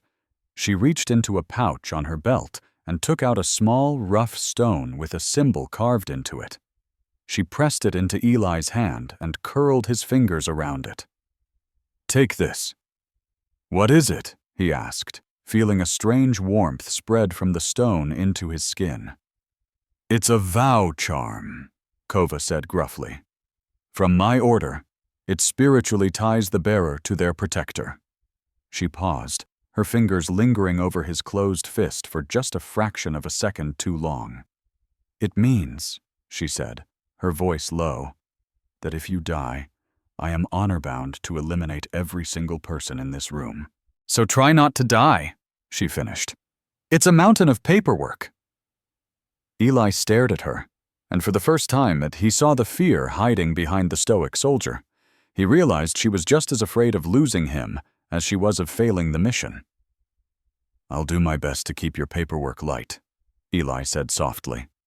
Kova gave a sharp nod and snapped her helmet back down. "Good. Target's on the move. The captain's at the bar." Captain Hearth was a Tellarite, a species that looked vaguely like a porcupine and had a reputation for being brutally honest and having very expensive habits.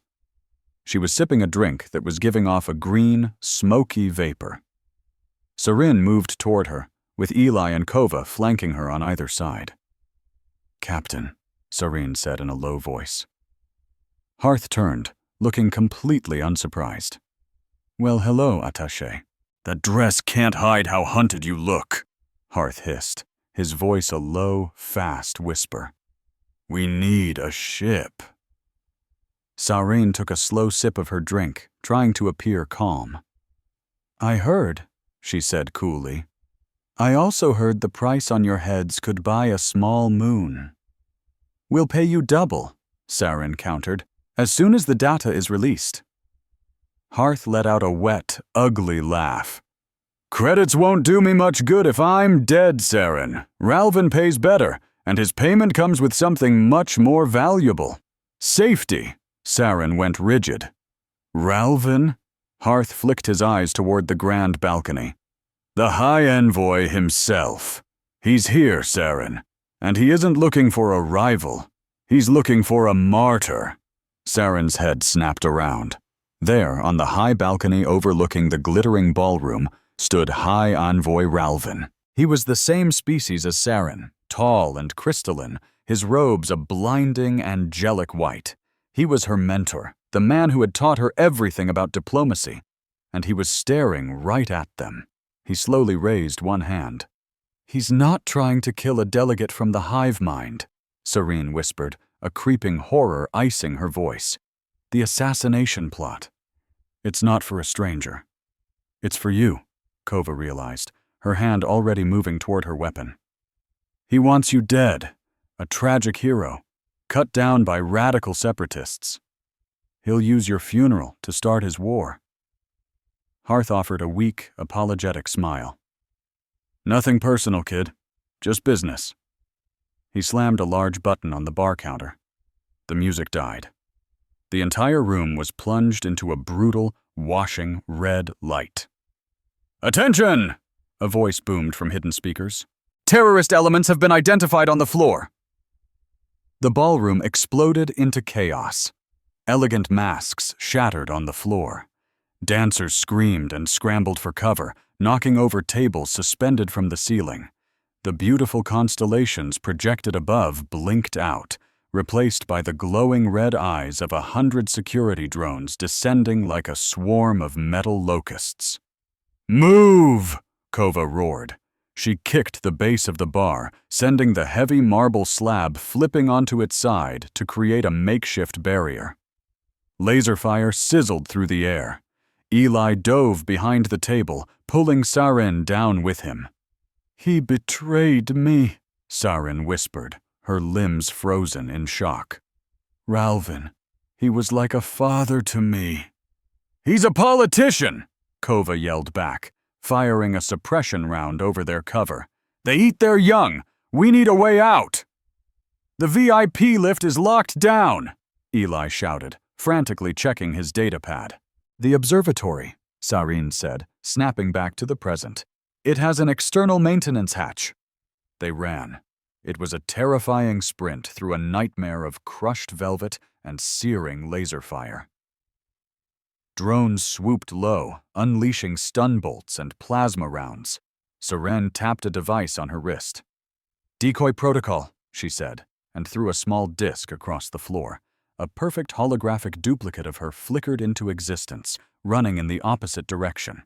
It shouted and gestured wildly, drawing the fire of at least half the drones. Smart! Eli yelled, ducking as a piece of an exploding sculpture whizzed past his head. Kova was a whirlwind of controlled chaos. She didn't kill. Her vow forbade taking a life in a sanctuary, but she systematically dismantled everything in her path. She used her energy blade to slice the rotors clean off the drones. They went spinning helplessly into walls. She kicked a guard in the chest so hard, he flew 10 feet backward into an ornate fountain. Excuse me, she shouted, punching a drone right out of the air. Pardon me. Coming through. She was bleeding from a graze on her shoulder.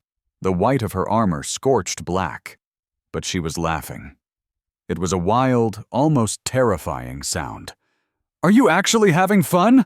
Eli screamed over the noise. It beats filing reports, Kova yelled back. They burst through the heavy double doors of the observatory, slamming them shut. Kova immediately welded the lock with a sweep of her blade. They were inside a massive glass dome hanging off the station's edge. Outside, the universe was spread before them, silent and cold. For a moment, the only sound was the frantic pounding of their own hearts.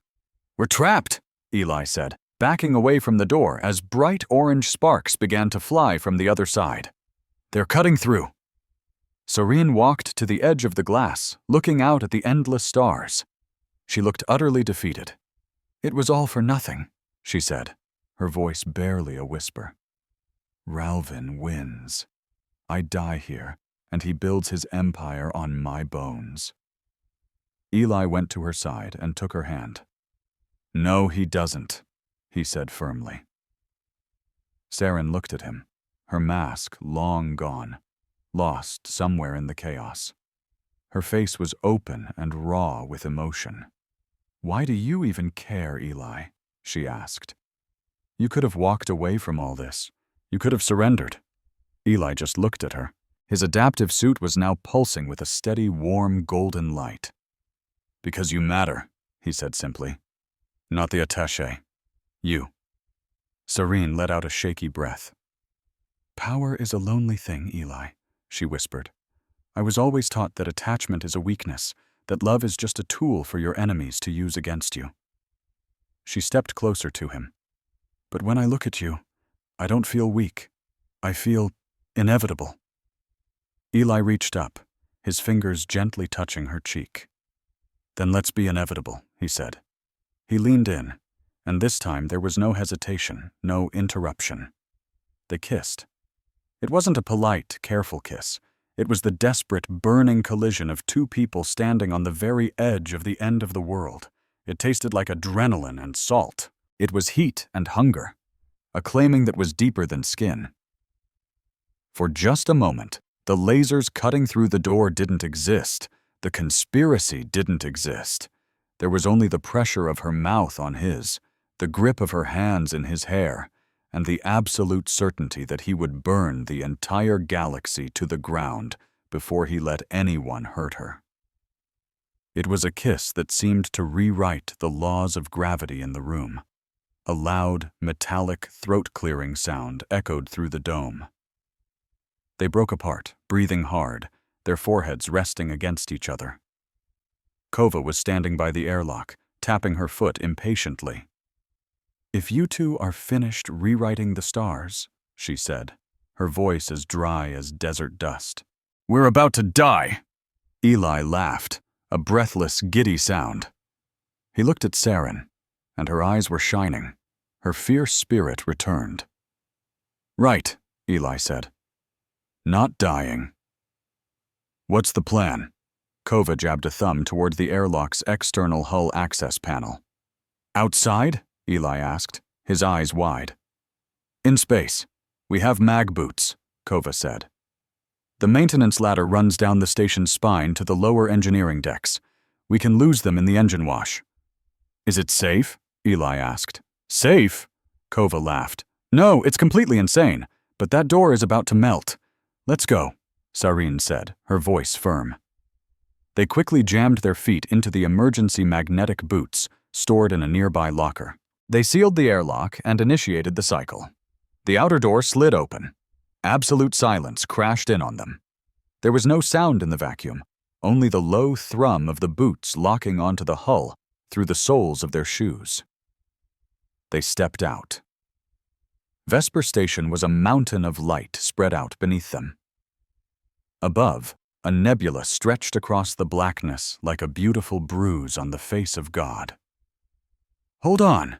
Sareen's voice crackled over the short-range comms in their earpieces. They began to run down the side of the station. It was terrifying. The universe itself seemed to be trying to pull them off with every single step. The mag boots clanked with a steady rhythm, the vibration traveling right up Eli's shin bones. Far below, the station's main thrusters were firing, sending sheets of ion exhaust washing over the hull like the aurora borealis. Colors of green, pink, and violent violet danced all around them. It was beautiful, but it was deadly. We're almost to the shadow zone, Kova called out. Suddenly, Eli's wrist tag screamed. It wasn't a notification or a heat warning. It was a lockdown. The tag clamped down, crushing his wrist. A red light flared, brighter than any star in the nebula. What's happening? Eli shouted, stumbling. Saren turned back, grabbing his arm. Eli! A synthetic voice blasted over their comms, overriding their secure channel. DNA key activated. Remote override engaged. Broadcasting location. Eli stared in horror at his wrist. The tag was projecting a beacon, a massive, pulsing holographic arrow pointing right at them, visible to every ship, every sensor, and every drone in the entire sector. "They hacked my tag!" Eli yelled. "They're using my blood to track us!" "They didn't just find us," Kova said, her gaze fixed upwards. Above them, the blackness of space was suddenly blooming with lights. Dozens of patrol ships, security drones, even a massive council cruiser. They were all turning toward the three tiny figures clinging to the side of the station like insects. "Run!" Kova screamed. But there was nowhere left to run. The blinding white light of search beams hit them, pinning them against the hull, completely exposed to the eyes of the entire galaxy. They didn't die on the hull of Vesper Station. Death would have been simple. It would have been a quiet release into the cold void, where politics couldn't reach them. Instead, what happened was bureaucracy. The blinding lights pinning them against the station's hull weren't weapon arrays. They were tractor lock beams, legally mandated by the Galactic Charter for detaining high-priority fugitives. A booming, synthetic voice resonated through the vacuum, vibrating directly into the bones of Eli's skull. "Command Council emergency summons authorized. Subjects Ward, Sarin, and Kova. You are cited for treason, ecological sabotage, and grand larceny of state secrets. Surrender immediately, or your biometric signatures will be terminated remotely." Eli looked over at Sarin. Her face, illuminated by the harsh white glare of the capture beams, was deathly pale. The beautiful star-like dress she wore, now tattered from their escape, looked more like a funeral shroud. "We have no choice," Sarin said, her voice crackling over the comms. "If we refuse a tribunal summons, the station's AI is authorized to stop our hearts. It's written into the oxygen contracts." Kova slammed her fist against the hull. "I hate lawyers." The mag boots disengaged automatically, controlled by the station's central computer. They didn't fall. The tractor beams caught them, wrapping them in a suspension field that felt like being dipped in warm gelatin. They were hauled up, away from the beautiful, deadly aurora of the engine wash, and pulled back into an airlock that smelled of antiseptic and cold, hard judgment. Model car. They weren't in cuffs. No one had laid a hand on them. Instead, a fleet of silent, hovering drones guided them into the heart of the station's administrative plaza. Have you ever been in a room designed to make you feel like a bug about to be squashed? That was this place, an emergency tribunal built as a perfect circle, a massive coliseum of polished black stone and glowing lights. The ceiling was a dome of see-through aluminum, showing off the very galaxy they were accused of trying to destroy. And there, in the dead center, was a platform floating over a pit of pure darkness. That's where they stood, surrounded by tiered rows of delegates stretching 50 feet into the air. Hundreds of them. You won't believe how this one guy turns the tables on a whole galaxy, so stick around to find out. It was a sea of sharks in fancy clothes, creatures of every species imaginable. There were giant insectoids clicking their mandibles, shimmering gas beings sealed in glass suits, and diplomats with skin that looked like it was carved from marble. They all stared with the cold, hungry curiosity of predators watching their next meal bleed out. And towering over them all were the judges. 3 colossal robotic figures floating at the head of the chamber. They had no faces, just geometric patterns of gold and chrome that hummed with enough processing power to run a small moon. They were the triumvirate of logic, designed to interpret the 4 million laws of the Galactic Council, without a single drop of messy emotion. Eli stood on that platform, squeezed between Sarin and Kova, and he had never felt so small. He felt grimy. His adaptive suit was torn and stuck in a panicked shade of dull gray. He was pretty sure he reeked of pure terror. Judge Prime, the robot in the middle, finally spoke, its voice a strange harmony of 3 different tones. "Session 609 is now in session. The accused are present. High Envoy Ralvin, you may state the charges." Ralvin floated to a separate podium, looking absolutely regal in his pure white robes that seemed to glow from within. He wore an expression of profound sadness, like a saint who had to punish his favorite kid. "Honored judges," Ralvin began, his voice slick as oil, "it breaks both of my hearts to be here today. Hayatash Sarin. She was my student. I taught her about the Sacred Unity Pact. I truly believed she was the future of intergalactic peace." He let the silence hang in the air for dramatic effect. "But I was a fool. The urge for chaos, it seems, can fester in the deepest of places." With a wave of his hand, a giant hologram flickered to life in the middle of the room. It was the footage. The doctored, completely fake footage. Eli watched in stunned silence as a digital clone of himself, taller, buffer, with a nasty glint in his eye, snuck into the blue room and pulled a device marked with a biohazard symbol from his bag. "This human," Ralvin declared, pointing a shaky finger right at Eli, "is a radical mercenary they call the Courier. He was hired by Sarin," Ralvin continued, "to plant a logic bomb in the diplomatic archives. Their plan was to wipe out the debt records of the border colonies, an act that would trigger a galactic economic collapse and starve 5 entire systems." The hologram changed, now showing Sarin handing Eli a bag of money, then Kova brutally murdering a guard who was probably at home enjoying dinner with his family right now. "Lies," Sarin's voice cut through the room, sharp and clear. "That's a complete fabrication." "Silence," Judge Prime boomed, and special dampeners in the walls instantly absorbed the sound of her voice. Ralvin, looking heartbroken, went on, "And the Guardian, Kova, a rogue weapon, a defective tool.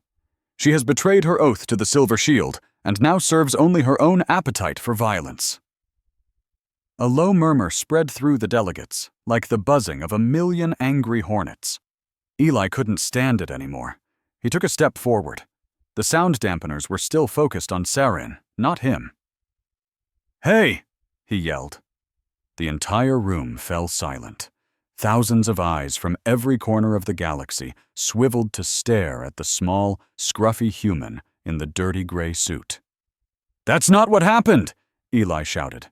But his translator implant, damaged during their escape, suddenly gave a painful screech. It tried to process his simple protest through the court's complicated language network and failed spectacularly. Instead, a thunderous synthesized voice erupted from Eli's throat. "I challenge your ancestors to a mortal dance of fertility. My loins are aflame with the fury of 1,000 suns." The silence that followed was so complete you could hear a pin drop on velvet. Ralvin just blinked. The robot judges hummed, their logic circuits apparently hitting a major error. A gaseous alien in the front row blushed a deep, scandalous shade of pink. Judge Prime leaned forward slightly. "The human wishes to procreate with the court?" "No," Eli squeaked, frantically smacking the side of his head. "No, I meant I have an objection to his statement. Not the other thing." Kova buried her face in her hands. "Fantastic," she muttered under her breath. "We're on trial for treason, and you just hit on a judicial robot." Well, it definitely broke the tension, but not in a helpful way. The delegates started to laugh, a cruel, mocking wave of sound that filled the massive chamber. He wasn't a threat anymore. He was the entertainment. A court jester to lighten the mood before the execution. That's when Sarin stepped in front of Eli. She didn't yell this time. She projected her voice with the same authority she'd used in the Blue Room. "The human's technology is failing him," she said, her voice slicing through the laughter. "But his point is obvious. You laugh at him because he's small, because his protest is clumsy. But think about this. Why would a simple courier, a guy who delivers droid parts for minimum wage, risk everything to erase debt records he can't even comprehend?" She spun to face Ralvin. "Unless," she said, her eyes locked on his, "the debt records themselves are the real weapon." Ralvin managed a smug smile. "A desperate move, Sarin. You're trying to muddy the waters with nonsense." I'm trying to clear them with the truth, she shot back. And since this is the Hall of Justice, I claim the right of verification. A wave of gasps swept through the delegates. Judge Prime's central eye glowed a menacing red. That right is reserved for matters of blood. This is a matter of blood, Kova said, moving to stand beside Sarin. She ripped the white armor off her own arm, revealing the golden skin beneath, and ignited her energy blade. But she didn't raise it to fight. She laid it flat against the palm of her own hand. I am a guardian, Kova announced. My entire nervous system is bound to the truth. If I tell a lie while holding this blade, it will burn my hand clean off. She stared directly at the judges. I did not kill that guard, she stated. The blade hummed, but didn't even singe her skin. Ralvin lied about our meeting. The blade stayed perfectly still. Sarin is innocent. The blade glowed brightly, but her hand was untouched. Then, her eyes burning with intensity, she looked straight at Ralvin. Your turn, High Envoy. Pick up the blade. Ralvin's smile flickered for just a moment. We have no need for such primitive party tricks, he scoffed. We have data. We have logs.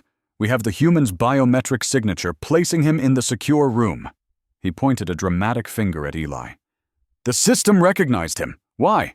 Because he's a common thief who stole the access codes. Eli looked at Ralvin. He looked at the alien sharks in the crowd. He looked at Sarin, standing tall and proud, and at Kova, willing to sacrifice her own hand for the truth. And in that moment, he realized he didn't need a fancy blade or a clever legal strategy. All he needed to be was the one thing no one else in that room was: himself. Just Eli Ward. He stepped forward again and tapped his ear, shutting the broken translator off. He'd just speak English. The room's universal field could handle it. I didn't steal any codes, Eli said. His voice was quiet, a little shaky, but it carried in the silent room. I didn't steal anything. I walked into the wrong room because I was exhausted and I just wanted to go home and eat some pizza. He looked up at the giant floating robots. You all are talking about grand conspiracies and galactic economies. I don't get any of that stuff. What I know is my rent is late.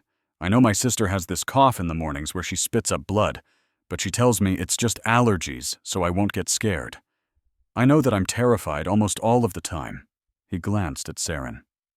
But I also know that when I stumbled into that room, these two women didn't kill me. They could have, easily. You call them monsters. You say she's a traitor, and she's a weapon. But they saved my life.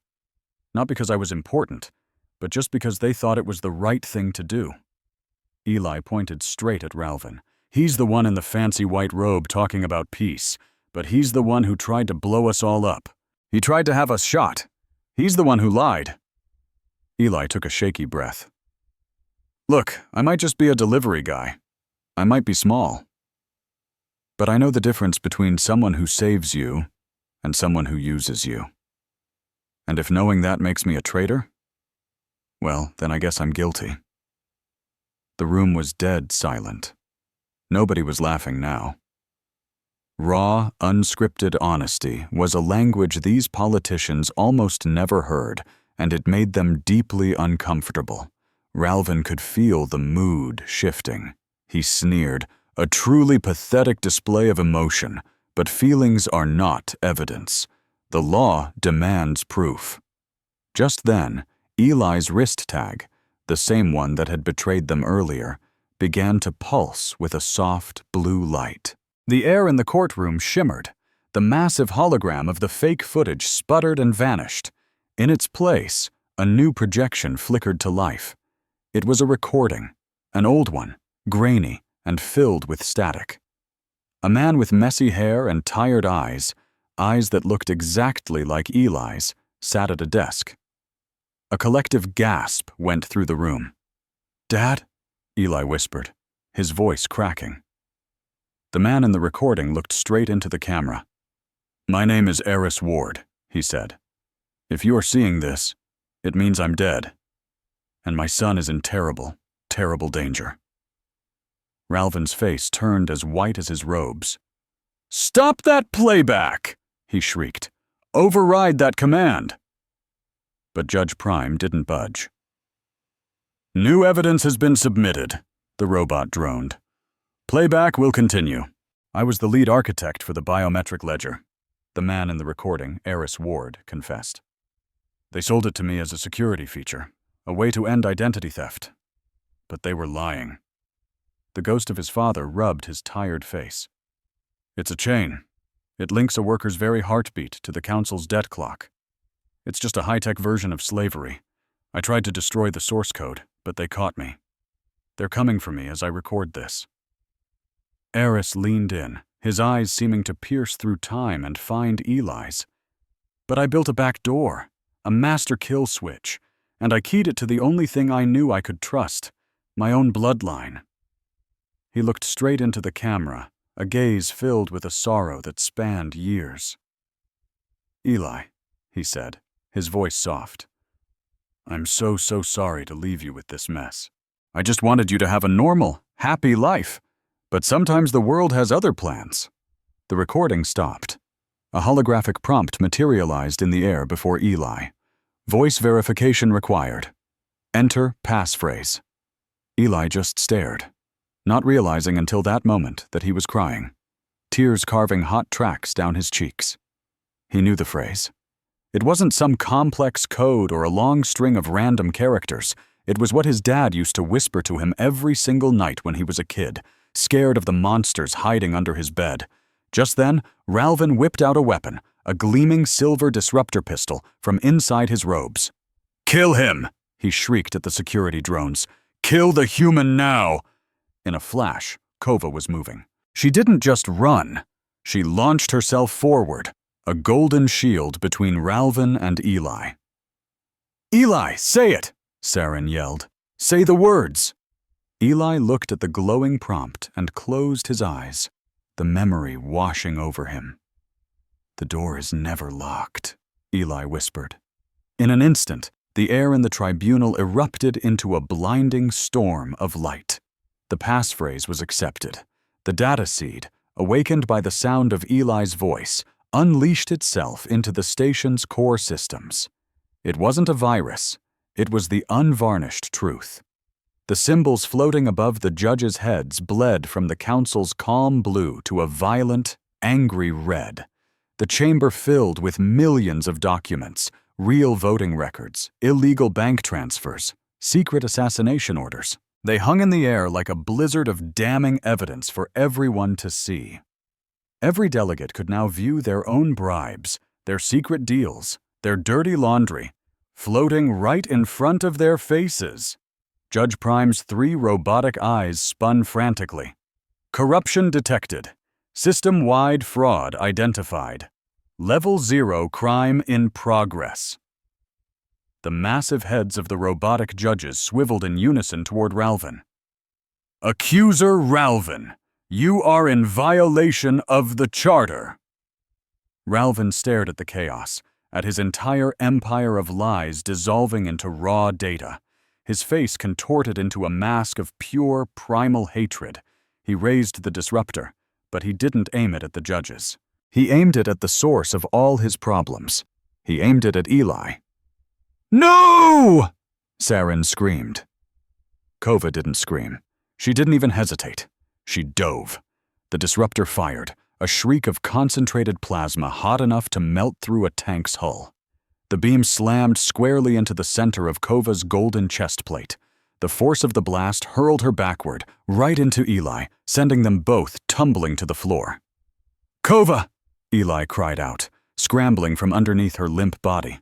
She lay still on the polished black floor. The air was thick with the smell of ozone and burnt flesh.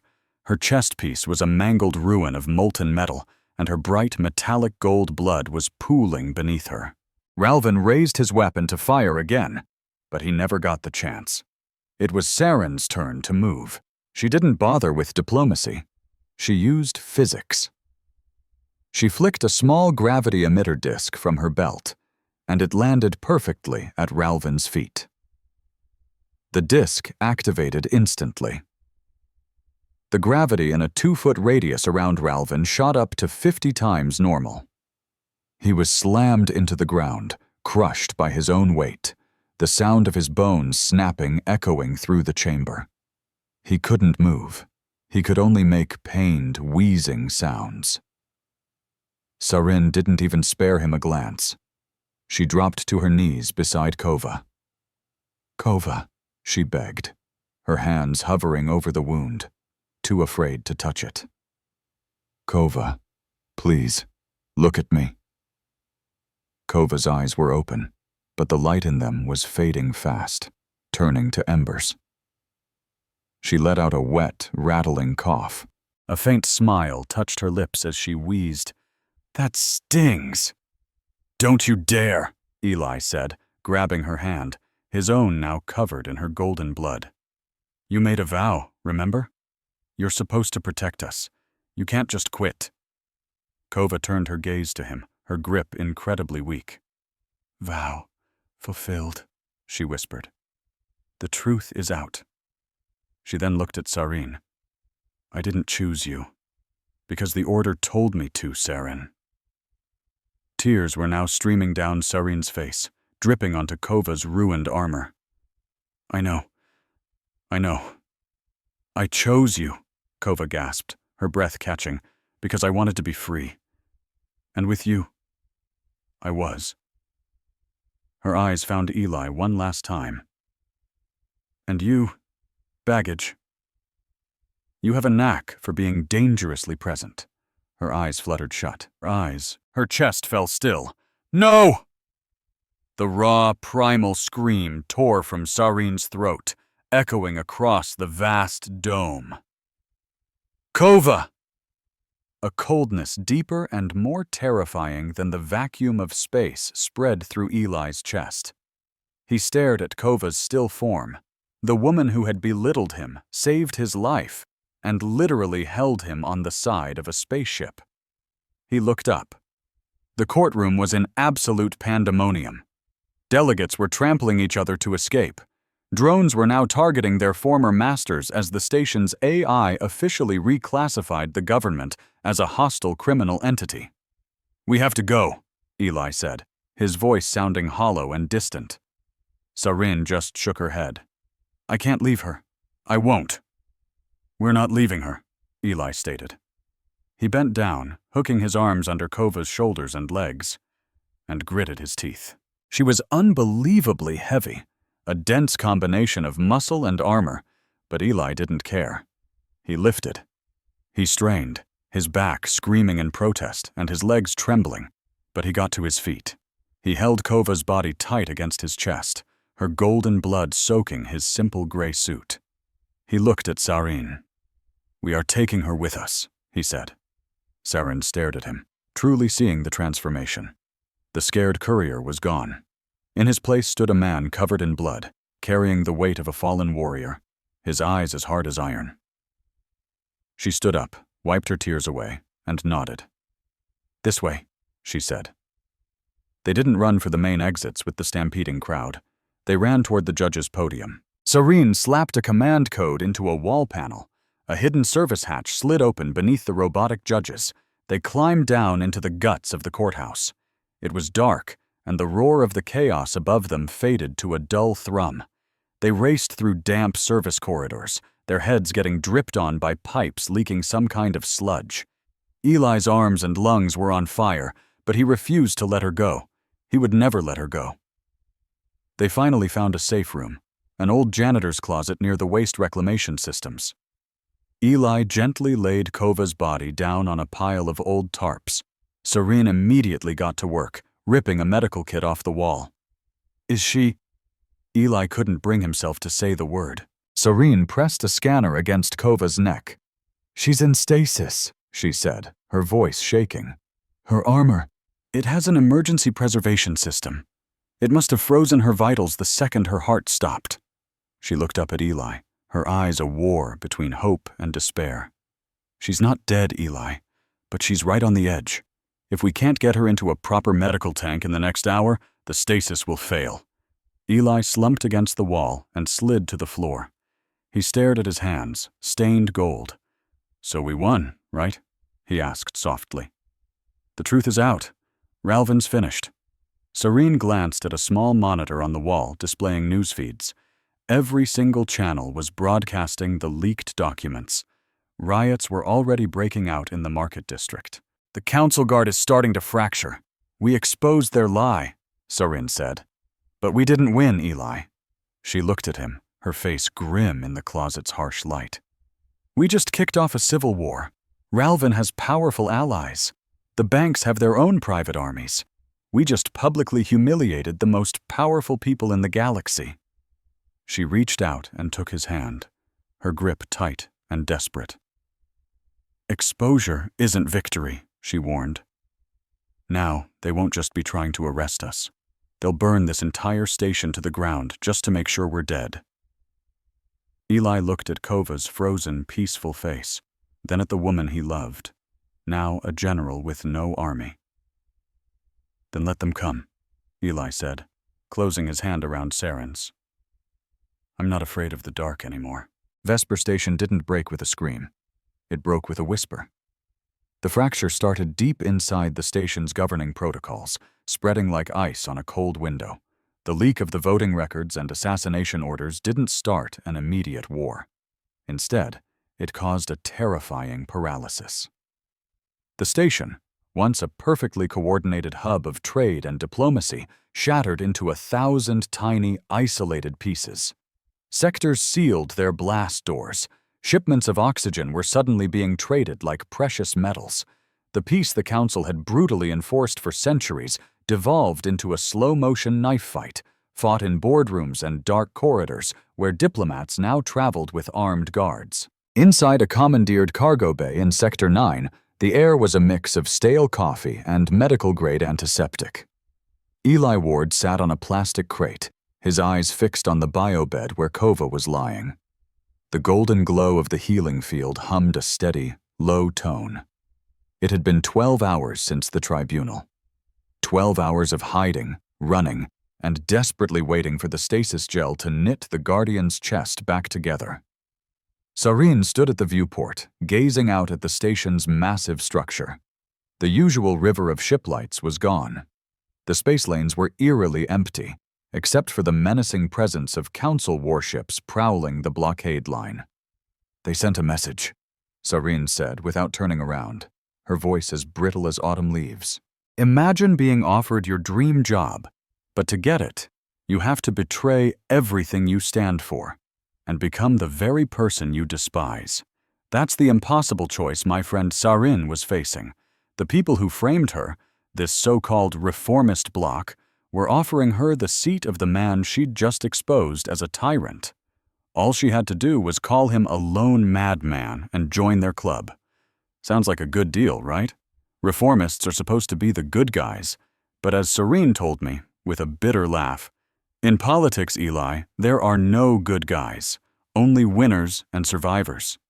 If she refused their poisoned gift, they'd label her a loose cannon and hunt us down until we were nothing but space dust.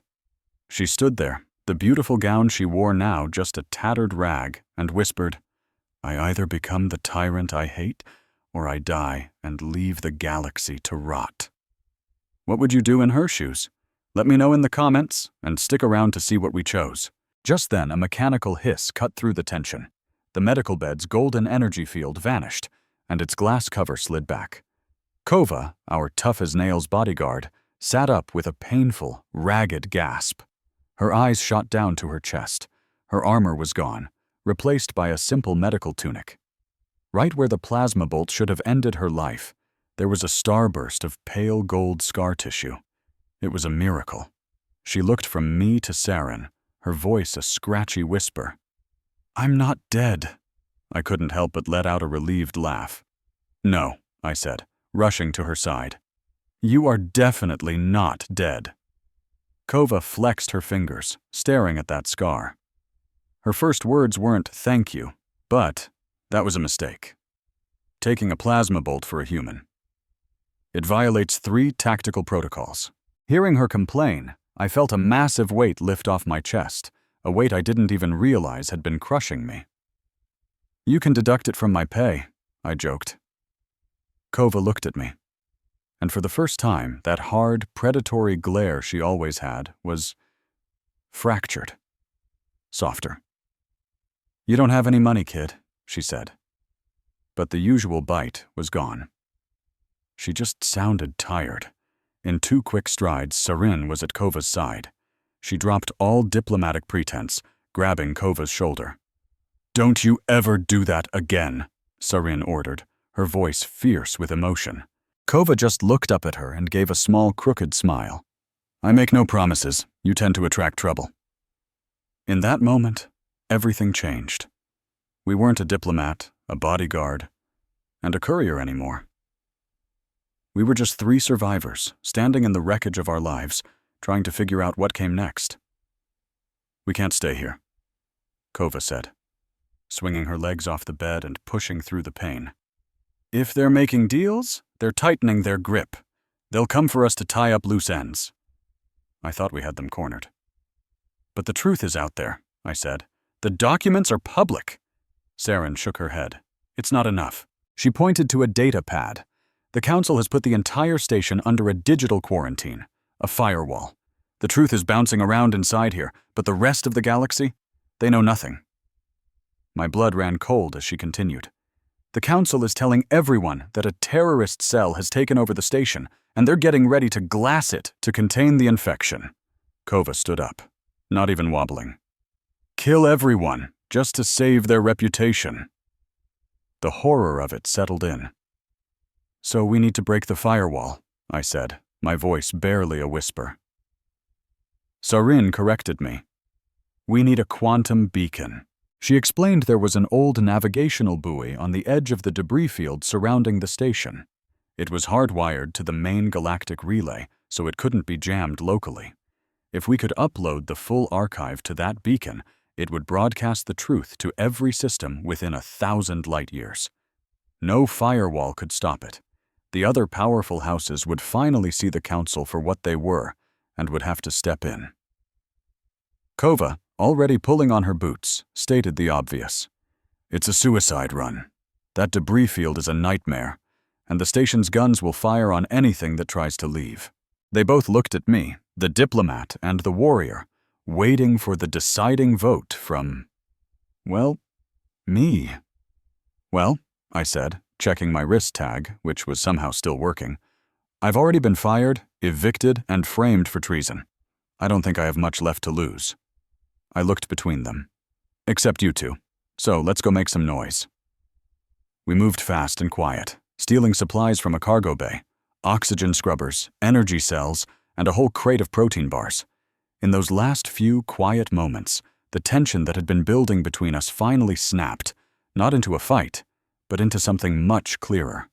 I found Sarin staring at a shield generator, her hands trembling just slightly. "Hey," I said softly.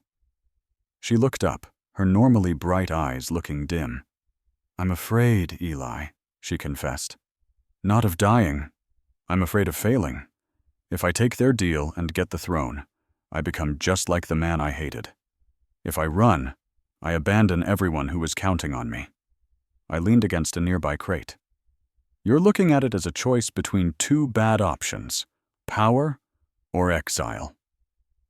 "Is there a third option?" she asked, her voice full of hope.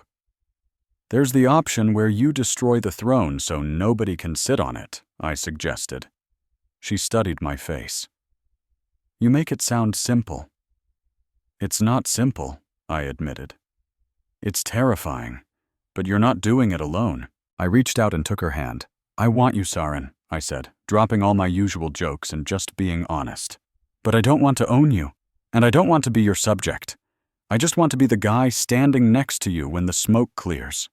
She squeezed my hand, a whisper of a word escaping her lips. "A partnership."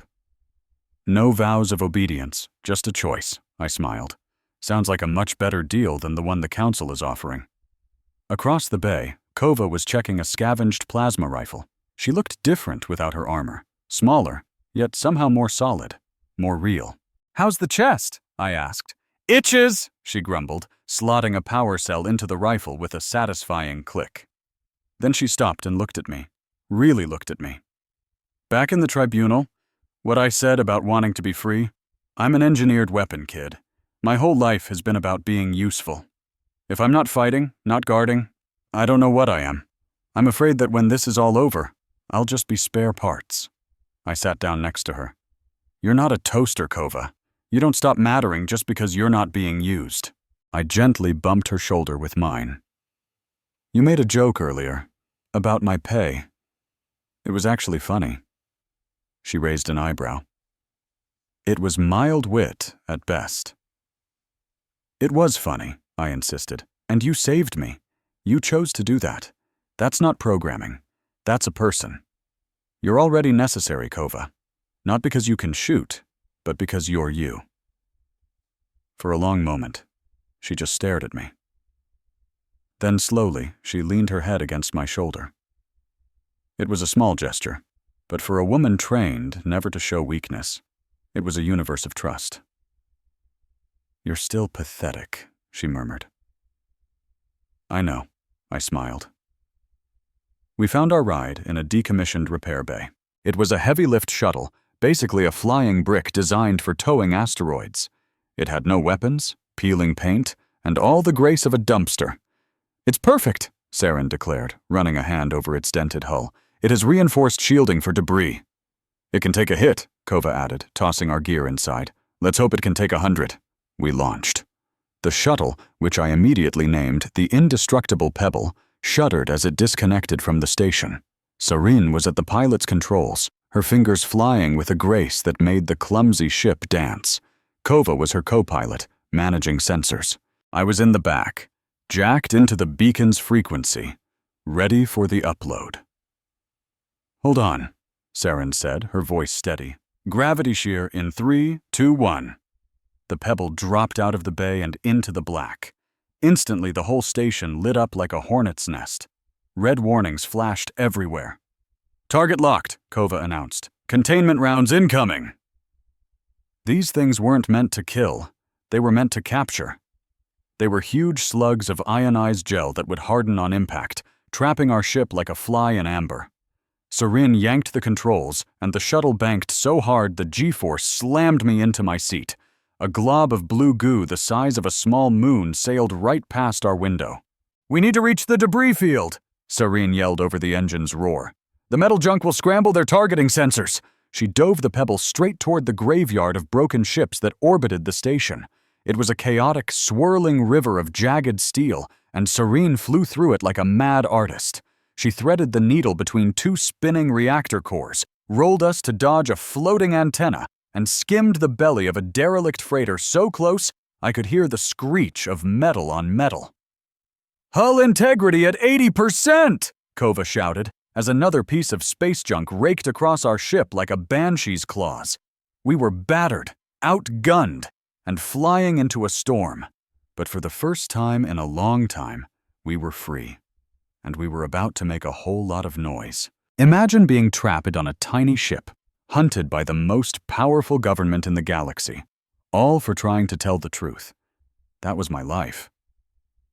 We've got company, Eli yelled, his eyes glued to the console. What kind? Saren shot back. Eli pointed a shaky finger at the display. A breach pod. They must have latched onto our tail when we made that last turn. They're cutting through the airlock now. In a flash, Kova was out of her harness, grabbing her plasma rifle and an energy blade. Keep us on course for that beacon, she commanded. I'll go say hello to our guests. As she vanished down the corridor, Eli watched on the security feed. The airlock door exploded inward, and 3 heavily armored commandos stormed the ship. Kova didn't hesitate. The cramped hallway became her playground. She slid under their first shots, kicked the lead commando's feet out from under him, and used his falling body as a shield. But she wasn't trying to kill them. She was just taking them apart. With pinpoint shots, she blasted weapons from their hands.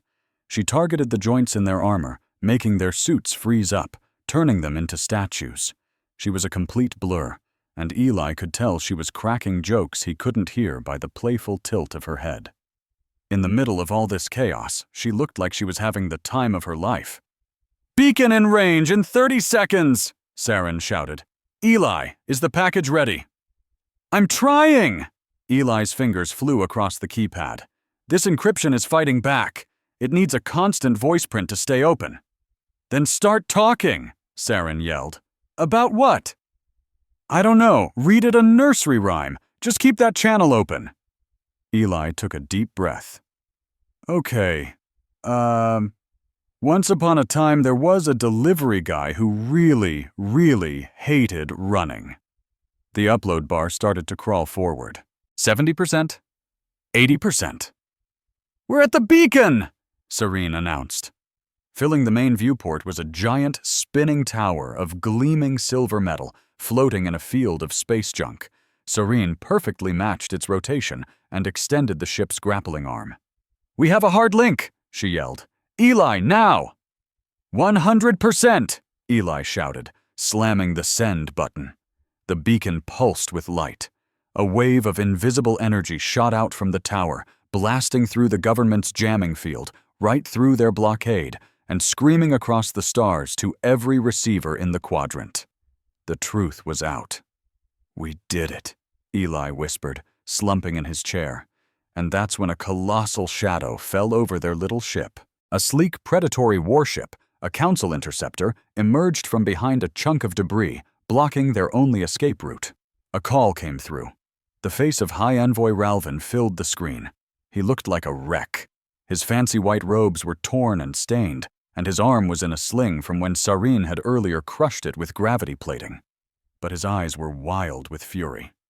"Congratulations," Ralvin sneered. "You've made a spectacular mess." "Let us go, Ralvin," Saren said, her voice like ice.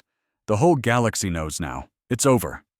"The galaxy is a very big place," Ralvin shot back. "Truth travels slow. A missile only takes a few seconds." His eyes locked onto Eli. "Mr. Ward, I have a proposal for you." Eli stared at the screen. "Me?" "You're the key," Ralvin said. "Your father's code. Even with the broadcast, I can erase the data from the local systems, but I need your biometric override to do it." Ralvin leaned in, his face filling the screen. "Give me Saren. Shove her out the airlock. In return, I'll give you back your life. I'll wipe out your family's debt. I'll pay for the cure for your sister. I'll give you a private island on a beautiful world where you never have to see another starship again." Eli just stared. He thought about his sister, Sarah, and the mountain of medical bills. He thought about finally being safe. Then he glanced over at Sareen. She wasn't looking at him with fear. She was looking at him with complete trust. On the other monitor, he saw Kova casually dragging the unconscious commandos into a neat pile. Eli leaned toward the comms panel. "Hey, Ralvin," he said. "Yes?" the envoy replied, a smug smile spreading across his face. He thought he'd won. "You're forgetting one little thing." "And what might that be?" "I'm not the key anymore," Eli said. "I'm the lock, and you don't have the combination." He turned to Saren. "Do it." Saren grinned. She opened a channel, but not to Ralvin. She broadcast directly to the crew of his warship. "Attention, crew of the Council Interceptor!" Sareen's voice boomed through their ship. "This is Hayatashi Sareen. Your High Envoy has just offered to trade state secrets for a personal vendetta, which is a direct violation of the Charter. I am forwarding a recording of his offer to the triumvirate judges as we speak." Ralvin's face went pale. "You're bluffing." "Am I?" Saren asked calmly. "Or am I the one who literally wrote the rulebook you're breaking?" On the Interceptor, the mutiny was immediate. Realizing their commander had gone completely rogue and was about to get them all thrown in prison, the crew cut power to the weapon systems. The Interceptor went dark. Ralvin screamed with rage. He slammed a manual override, not for his ship, but for a docking clamp, and rammed his warship right into their tiny shuttle. The impact threw them all to the ground. He's boarding! Serene yelled. Driven mad by his defeat, Ralvin stormed through the airlock himself, armed with a crackling energy lance, his face a mask of pure hate. He burst onto the bridge. "You ruined everything!" he shrieked, aiming the lance at Serene. Eli instinctively jumped in front of her, even though he didn't have a weapon. He didn't have to do a thing, because Kova was already there. She dropped silently from a ceiling vent she'd climbed into and landed right behind Ralvin. She didn't even bother with her blade.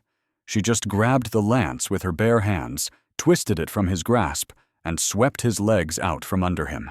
Ralvin hit the floor with a thud.